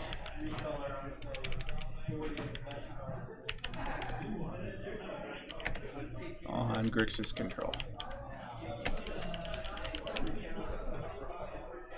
Sweet. I'm excited. Excited.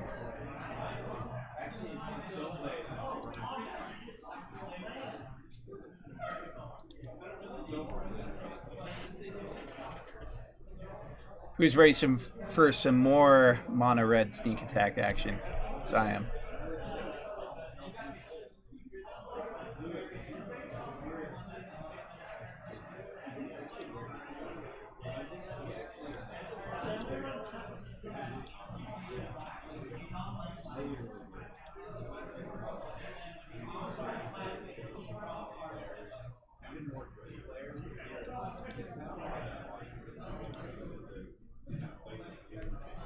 Alright, both players shuffling up, getting ready to go.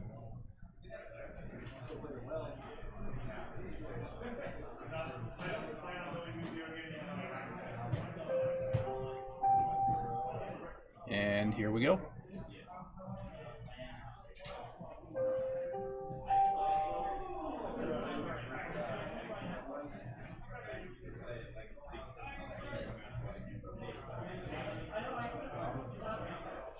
Looks like Terry got the high roll.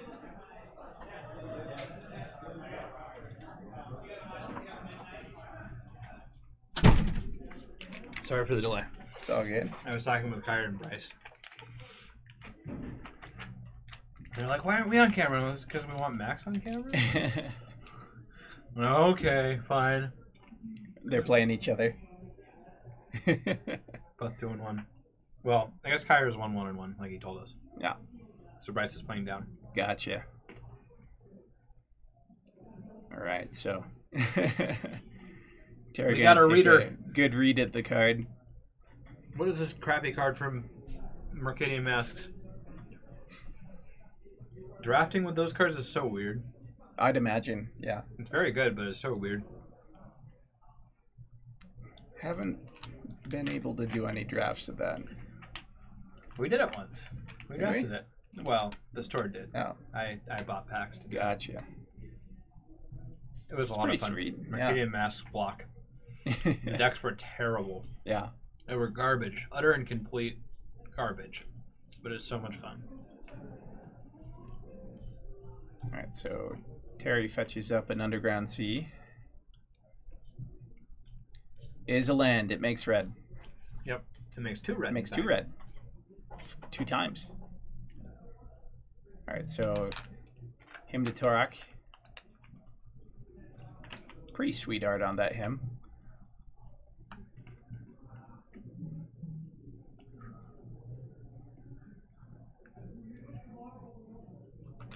All right, takes 6. through the breach And and a a basic mountain. mountain. Now, does Max have another mountain in his hand to make something happen here? We'll see. And if so, does Terry have an answer? It looks like Max has at least 2 lotus petals, a chalice. Might have a sneak attack. He does have a sneak attack. Chalice on one. Okay. Okay. Terry does have force. And counterspell. I think Max was looking to use that as counterspell bait. Yep, I agree. But Terry was very prudent about his not countering it. Yep. No land follow-up as well. Mm-hmm. A little bit awkward. All his mana sources are going to be depleted if he just goes head into it. And here's a Seething Song. Yep.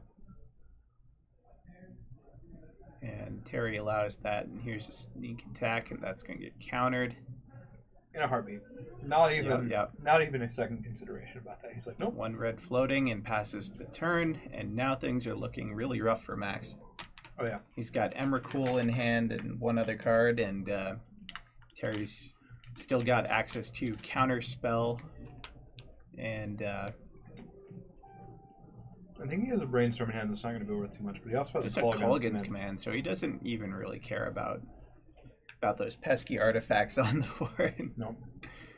It may be worth to him to get rid of this Lotus Petal here. Yeah, I can see that.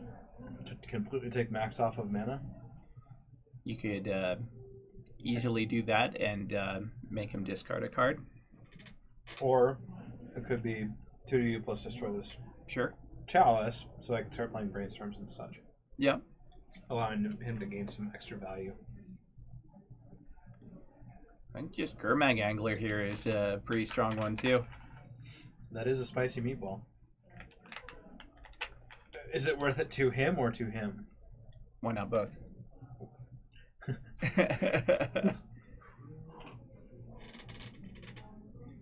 What's no los dos? ¿Por qué no los dos?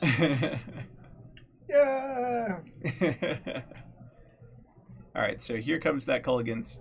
Let's see what happens. See what the targets are. Lotus Petal and you. So discard. Discard Emrakul, shuffle things back. Mm-hmm. Pretty quick clock in play from Terry here. It's going to be hard to come back from.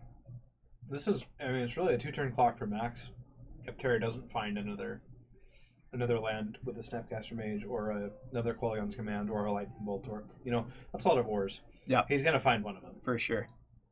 So this being a 2-turn clock is pretty much guaranteed. Yep.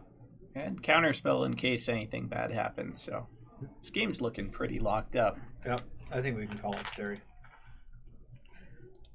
Let's see how. In the meantime, I think that Calvin got 2020.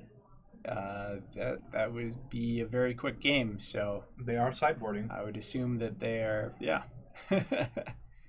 Something bad happened. Yep.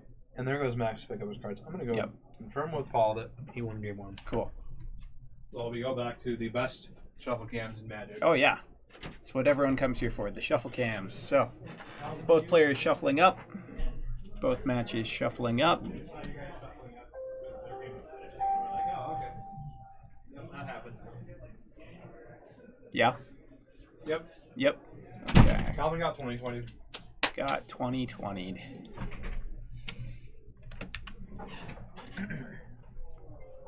Nothing like a quick 2020.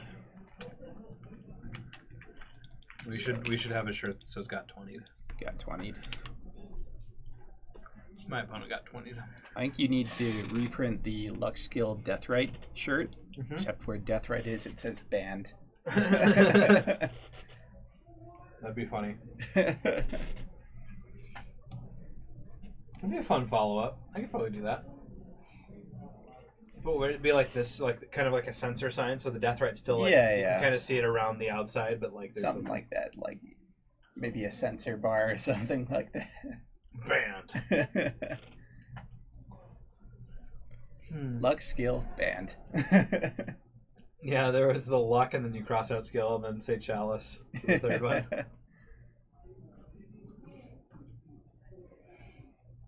There are a couple funny ones that we've come up with. Or you just put check boxes next to them. You know, Luxskill Deathrite, but the checkbox on Deathrite is not checked. Yeah. That would be another one that we could do. Oh, we're getting hats on Monday or Tuesday next week. Sweet. We'll have hats! Like actual, factual hats. Well, you know I'm gonna need a hat. I'm definitely gonna take one of each of them with me to Taiwan to wear. Nice. And then I'll have extras to kind of give out to friends and stuff while I'm there. So I've been like packing and checking and making sure that all my stuff fits and everything. And my wife's like, "Oh, and can you take this huge suitcase out with you?" And I'm just like, You're going soon, aren't you? "Yeah, Yeah. So the 27th, I head to the East Coast, and then from there, after Richmond, I head to Taiwan. But it was going to be my laptop bag and a backpack, and that was it. Mm-hmm. That's all I was taking, and now I've got this massive suitcase. Just like, well, at least you can check it. yeah, at least I can check it. It's just kind of the hassle of grabbing it on the way out and that whole thing, and traveling with it. Yeah, because I'm going to take. It's kind of annoying to take it with you to Richmond as well. Yeah, flight to Chicago, then to Pittsburgh, then drive to Richmond, and so on. It's like, all right, well, it's going to take a lot. Luckily, we would switch over, but it looks like these guys are just about ready to get going, so we'll keep it here. We'll let you know if Calvin and Paul's match finishes in record time, as they're already 3 turns in. I mean, Paul has only colorless lands. He's got a Wasteland, a Rashadenport, and a Stage. Yeah, stage. Well, it looks like Max is happy with his 7, but Terry is pitching it back. So I think he might be looking for some sort of counter magic for early interaction. Looks like a couple of Blood Moons. Blood Moons. And 2 through the breaches. Looks like that could be a turn 2 Blood Moon. Yeah. Turn 2 Blood Moon is pretty powerful against this Grixis control deck. Seems like a powerful play. Himple Plan would be an excellent name for a Magic-themed tribute band. Himple Plan. That was 5 minutes after the last him pun. We went 5 minutes without 2 puns in a row. Do we need a counter to reset? It's been no puns since. It's been X amount of time since our last pun-related incident. All right, that's pretty good. Off to the races here. Okay. Land. Here comes Blood Moon number 1. Yeah. Do you have an answer? Terry does play 2 basics. He's going to find at least one of them. It's probably going to be the blue basic. He's like, where is it? Yeah. There you go. Here's Good job, the Terry. island. You got the correct basic.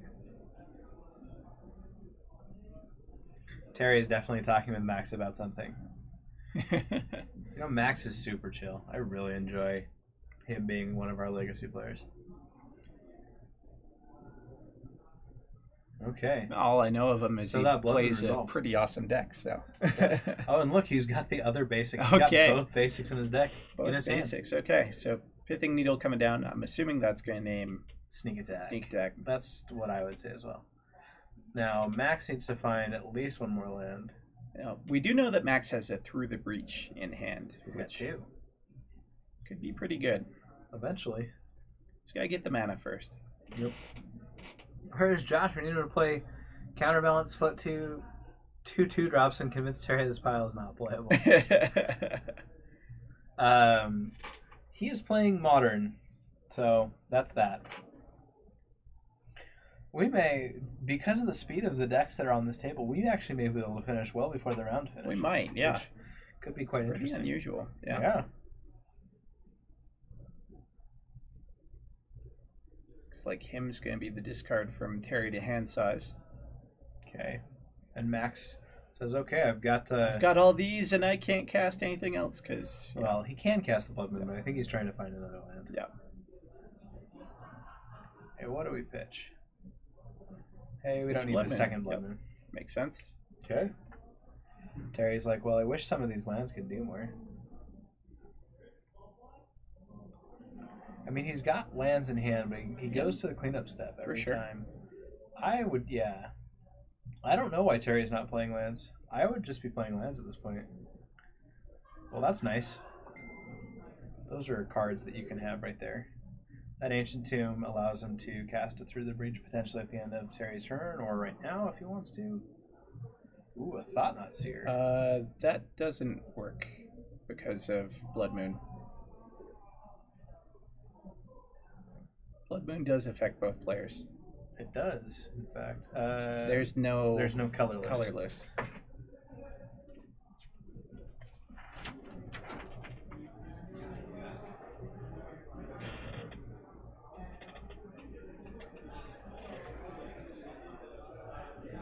So we'll see what's going on here.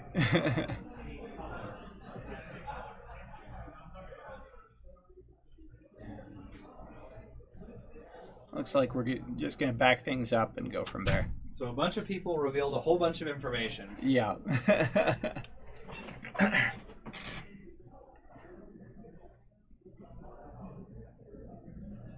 Alright, so we're just going to pass. Maybe. Yeah.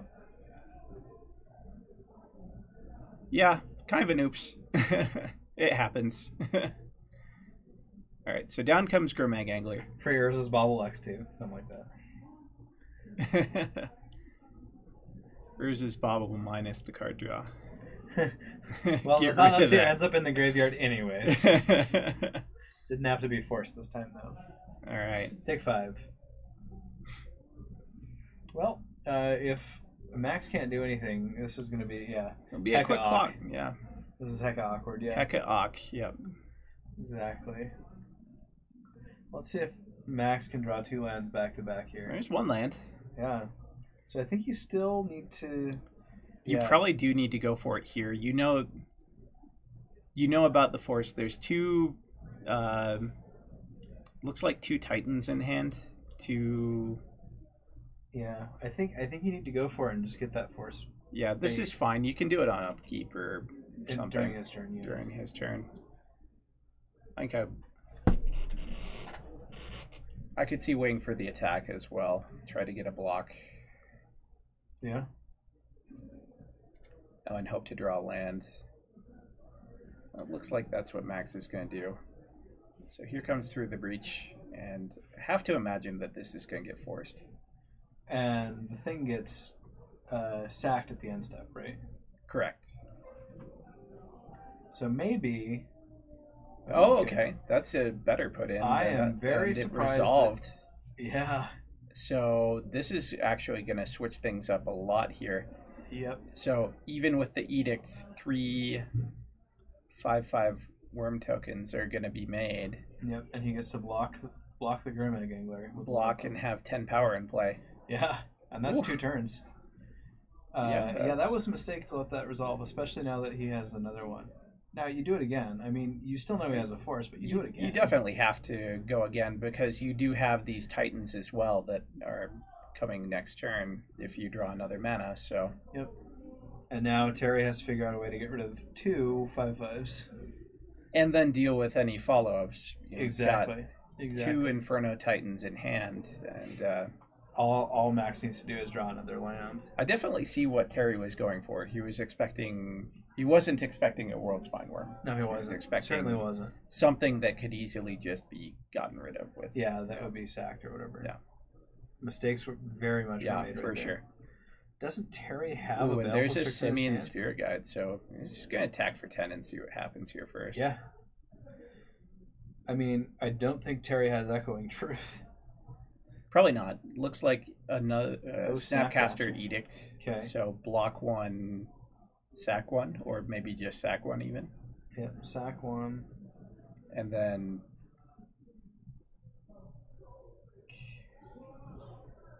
2. down to 2, Simian Spirit Guide. and this should be the kill. Yeah. Titan. Yeah. All right, so Max ties it up, 1 apiece. Yeah. Okay. Let's see how Lance and Rix's controller did. Well, they're in a game. In so a it's- game. All right. This is still their game 2. I want to say that Pithing Needle's probably naming Wasteland. From context clues, because the Wasteland's still in play. That Jace is keeping Paul from making a 2020. But there may be the point that the Pithing Needle's on Thespian stage or something like that. Yeah, it definitely could be a thing. Titan Stream, first Gravy, then Inferno. Yeah, that first breach did him in. Terry lost to not Force of Willing the first breach. Yeah, for sure. But if Blue he forces Titan the is first so breach, the second breach will still be quite devastating. Yeah. And Blue Titan is so bad.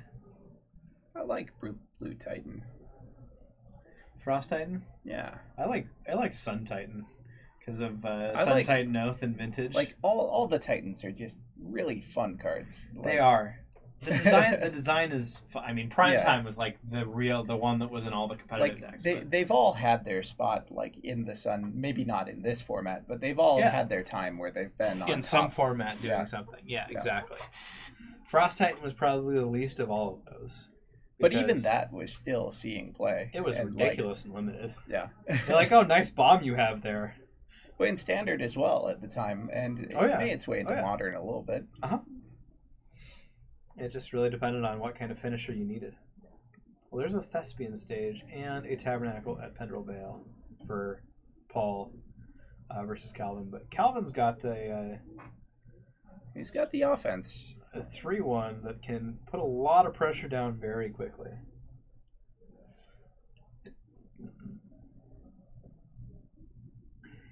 It's hard to underestimate a Jace on the battlefield as well. It certainly is. I think that makes a lot of sense for him to start ticking it up, just to have a secondary win con here. But it'd still be worse than the Gearhulk guy. I don't know, Torrential Gearhulk. I love how Torrential Gearhulk is like the best of the Gearhulks. Mm. They like kind of like swapped the ordering of which Gearhulks were good.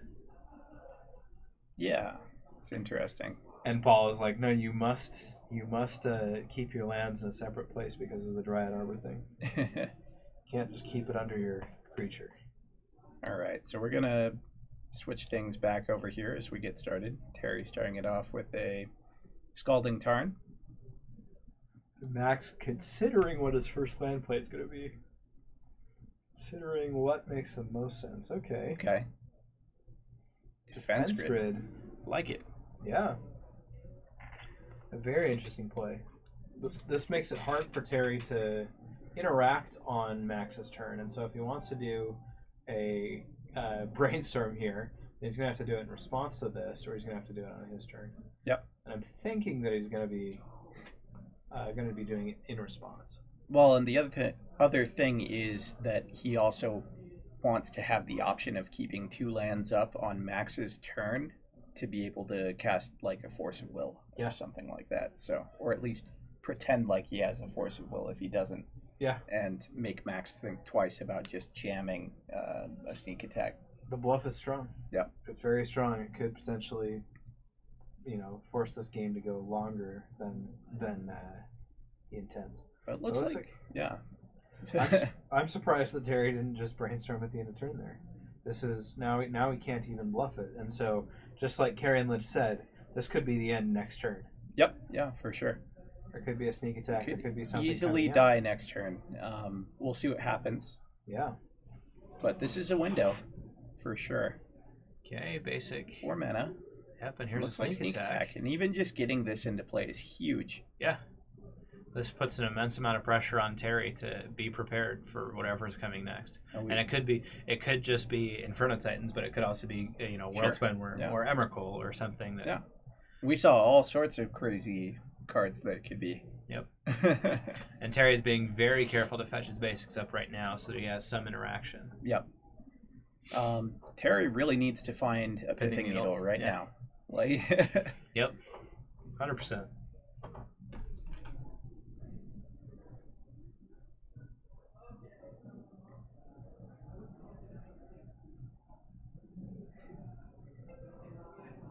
Yeah, and with this defense grid in play, cards like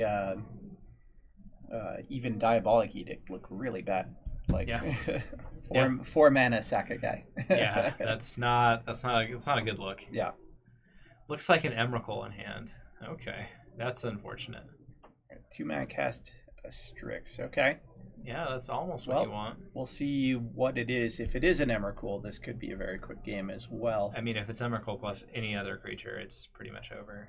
Activate sneak attack. So Okay. there's Emrakul. Emrakul. Do we have another creature to go I with think it? he does. He was pulling up another one just for. Ooh, Worm Yep, Coil, Worm and Coil that's going to Engine. be the game. So And that's the game. Yeah. Max takes that match 2-1. Max is mono red sneak attack. That defense grid on one that wasn't answered by Terry. Terry being overly cautious in holding his spells there. I think he had the Force of Will already, but he just wasn't interacting. Yeah, kind of an Correctly. interesting match. I think maybe game 2 got him into a spot where he just kind of got a little flustered, and I Yeah, don't know. started But- making different choices. Yeah, Trying to hold to a more rigid, I would assume, a more rigid style of play. sure. Because he tends to go a little bit slower than the average player. He tends to use resources slower than the average player, which generally serves him very well. All right, so 3 creatures in play. Drop a honey, doing some work. Graveyard order, Calvin. That Snapcaster Mage is on top of your graveyard. He didn't force the issue. But hey, it wasn't a him pun. This choke is outstanding.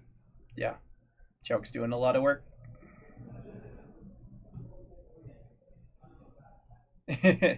Paul says, no, just your swamps.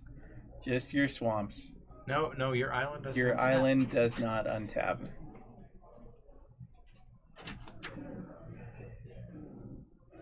They got it. Okay. Not you. Yeah, it's coming out for Calvin.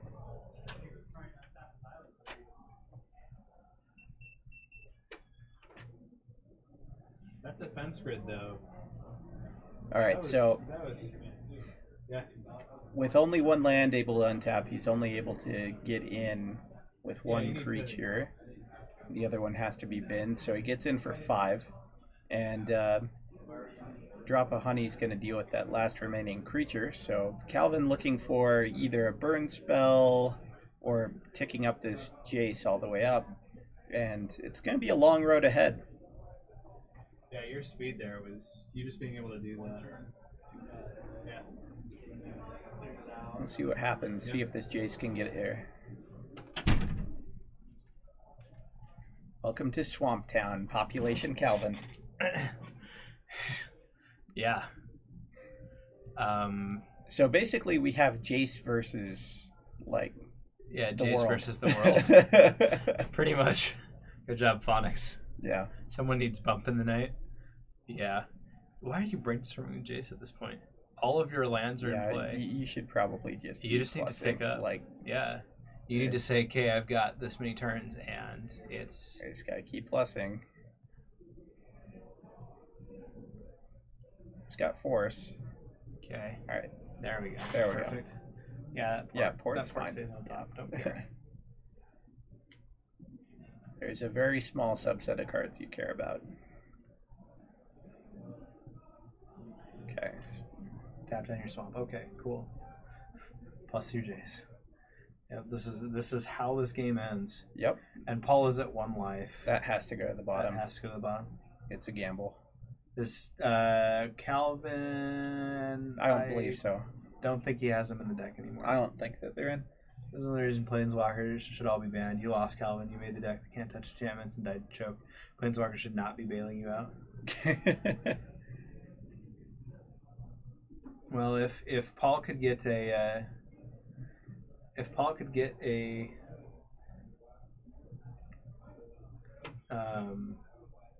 Grove of the Burn Willows, he could interact with this Jace. So there was a crop rotation drawn by Paul, it looked like. And I think that Calvin let him have it because he has the counter. Yeah. Yeah, Calvin has force of will. So we're going to see Force a very pitch, easy yeah. force pitch, uncastable. Yep. Hey, look, I got this fetch land that doesn't do anything. And Paul's already saying tap it. I guess you can let him. So that's a have it. loam. You can let him have a loam. He's just dead next turn. You exile the rest. Oh, there is a Grove of the Burnwells in the graveyard. I think it's safe to put it on bottom there. Mox Diamond isn't great. And that's going to be the game. So Yeah. Calvin takes that game, and I believe we'll be moving on to a game 3. Yeah, there is a Grove in the yard. Yep, we saw that as he was shuffling through there. Well, choke usually works for you, Paul, but as HC Fox was saying, this is why Planeswalker should be banned, because literally Paul locked that game out. Yeah. But Calvin won just because he had a Planeswalker. Paul did everything that he could do to win that game. But the thing is, Paul could have had, he could have. There are things in his deck, or he could have made deck building choices. You can make the argument, that way as well, right? Yeah. Like, well, why doesn't Paul have Pithing Needle or something like that to interact with Planeswalkers? Exactly. Exactly. Why didn't he draw into his Punishing Fires to keep that Jace under control? Yeah. But there are several things. And it's sometimes the threats and stuff don't match up. Yeah, they are pretty dumb value when they just say draw a card anymore. Planeswalkers are good cards. Especially when it says draw 3 cards. They really are. Because you play that with Teferi and you ultimate Teferi and you're like, exile your lands.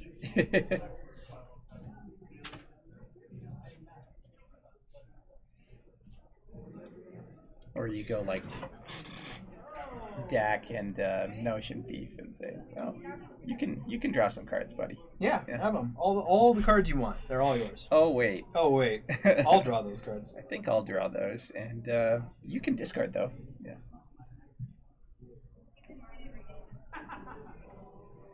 All right, so Paul starts off with Mox.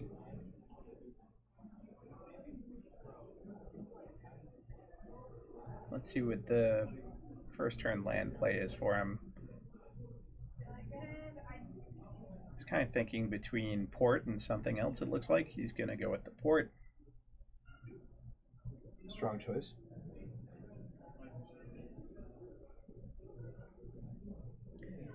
Yeah, Planeswalkers are getting easier to interact with the more sets we've had to kind of play around with them. And I believe Wizards has definitely made a lot more cards to interact with them. Like when Jace the Mind Sculptor was in its heyday in Standard, there just weren't answers to deal with it. The best answer that you had to deal with Jace was playing another Jace and Legend rolling them out at the time. Yeah. And that just rubs you the wrong way as a player. Yeah. Yeah. Doesn't feel great for that to be the case. So I think we've made a lot of steps in the right direction towards changing that and making Planeswalkers a part of the game that are able to be interacted with and that people can build their decks in ways to deal with them, but they're still very powerful. Yeah. Even if you kill it right away, they're +1 card. Yeah, that's generally the case. Yeah. I mean, you could say the same thing about a lot of cards that aren't Planeswalkers, though, like Baleful Strix. Yep. Baleful Strix, if you kill it right away, well, they're still up a card. Yeah. This is an interesting forcible here. I don't think that forcing the gamble is necessarily correct, but I'm not Calvin. I can definitely see a world where it makes sense. Yeah? Here's second gamble, though. Interesting.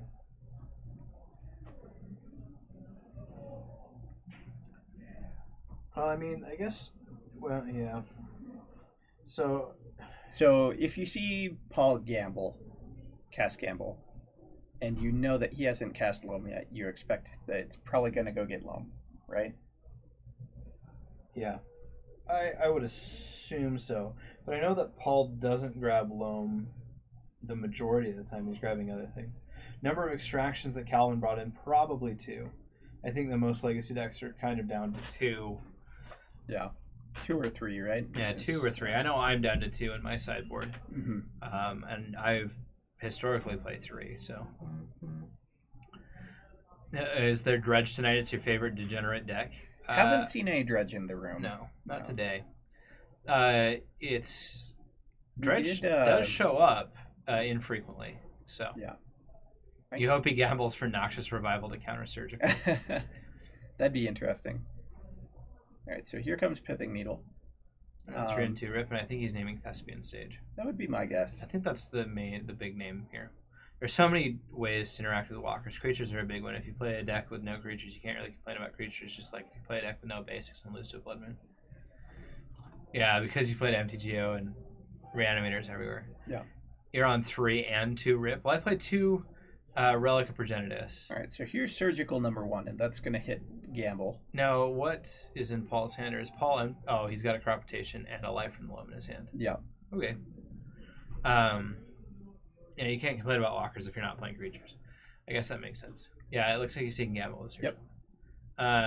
Reanimator is everywhere. I play 2 Relics main and 2 Surgicals side, and that's my graveyard hate. Yeah. But I play, 2 Flusterstorms, a Spell Pierce, Force of Wills, all those things. So. HC Fox, Ooh. Strip Mine. Yeah. Are you on Imperial Painter, or are you on like a Grixis Painter list? Painter, I like Painter. Painter's an excellent. The style of play. I definitely have a soft spot in my heart for Painter. Red white, okay. Okay. I think it would do you well to Bajuka Bug. There you go. That's a good name, Calvin, or a good name for Calvin. Knowing that he's got the pretty much the same deck for 5 years. Yeah, red white Imperial Painter.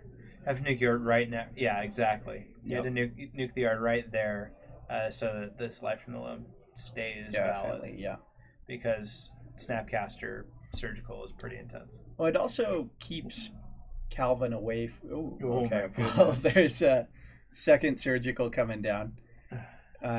That's going to be a rough one. Yeah, it is. I was going to say, you're doing a good job with that of keeping Calvin off of Snapcastering back the Surgical, as well as keeping him off of some of the bigger delve cards in his hand, like Gurmag Angler. Yeah. And, Well, this is a serious threat now to Paul, because he's lost some of his big engine cards, yeah, he's going to have to do it the hard way. and he probably doesn't have Thespian Stage. At least it's not 4th Surgicals. He's probably got the Pithing Needle on Thespian Stage, so his Dark Depths is either going to be a slow Depths or he's going for a Punishing Fire sort of win. It could be the best slowest of depths. Well, even there, he has to be really very careful about Snapcaster back on that Surgical. Yeah. Now, he could do it to hit that Crop Rotation, which I think is not a terrible idea, You could. because that turns off pretty much every single... That's all of the engines for It's Paul. based on top decks, and then you're racing Paul trying to get a 20/20 the slow way versus 2 damage a turn off your Snapcaster. Yeah. I think Yeah. that's going to let him pull the trigger there. Okay. And, yep. Do you think he named Wasteland there, or do you think he... I think he probably named Crop Rotation. That's what I would have done, but I don't know. Yeah, thinned his deck 7 cards towards K-Grip. Nope, it looks like you've named Wasteland there. Wasteland is the name. Yeah, so we're trying to turn off as many avenues as possible. Good old Phyrexian mana. We'll see if this 2/1 creature can Get there. get there before Paul finds a way to interact. Yeah, before Paul. Now 12 or 12. Let's see. 2, 3. Oh, there's Tireless 9 Tracker. cards less in his Okay. deck. Tireless Tracker is a real card here. Yep. If Calvin was able to draw a red source, he could have turned off that Tireless Tracker right there. Yep. But it looks like that will not be the case. He can swing in and offer the trade. I think that's your best option at this point. I don't know if chumping is really going to do it for you. I think Calvin's concerned that he loses the race regardless. So, Yeah, I guess that makes sense. and Snapcaster potentially, if Calvin draws into a red source, he might be able to pair it up with a bolt and get something, but Potentially. probably not. Yeah. Come on, Paul. Chump saves 4 damage. Jump might potentially save 5 more. damage. Yeah. Yeah.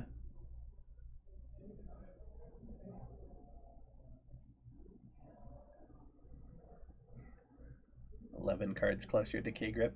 Yeah. Well, it's 9 cards closer because he had to, or it's 8 cards closer because he had to play them all. Ooh, Punishing Fire. Okay, Calvin, you can gain a life. I'm gonna get my P-Fire back. Yep, Punishing Fire is going to be pretty good here, and no more surgicals to worry about. No, he already. No, so he doesn't need to. He still has mana open to activate the second one. He can Ghost Quarter himself to get another clue, but it's now a 5/4. Yeah. And it could have been a 5/4 last turn if he didn't want to use the Punishing Fire. For sure. Second depth's coming down. And that's just simply as a show of force at this point. Yeah. I'm gonna attack Just to for clip. 5. Yeah, it looks like Paul is gonna win this one. I can't think of a card that would save Calvin at this point. Yeah, there you go. So Paul takes the match 2-1. That's going to do it for us tonight. Yeah, that's it. We did it. We got through another Friday Night Magic. Quick rounds. Yeah. Quick night. Quick rounds on our end, definitely. Yeah. We were able to kind of get through a lot of that very quickly. It was a lot of fun to watch 2 different sneak attack decks. Yeah. To watch Paul and Lands, to see Food Chain come out and play, to see Grixis control in a couple of different people's hands, and then Death and Taxes. And so it was kind of fun to see some of the format diversity. We saw some of the big bads of the format. We saw some of the other stuff, and so thus is life. Yeah. Pretty interesting stuff. Well, guys, that's going to do it for us. Thank you for joining us here for a Friday night Legacy tournament. We do these twice a week. We do Friday nights and Tuesday nights, and we stream both of those. They're 4 rounds each night. We hope to see you next time. Anything else before we go? That's it. That's it. See you guys. See ya.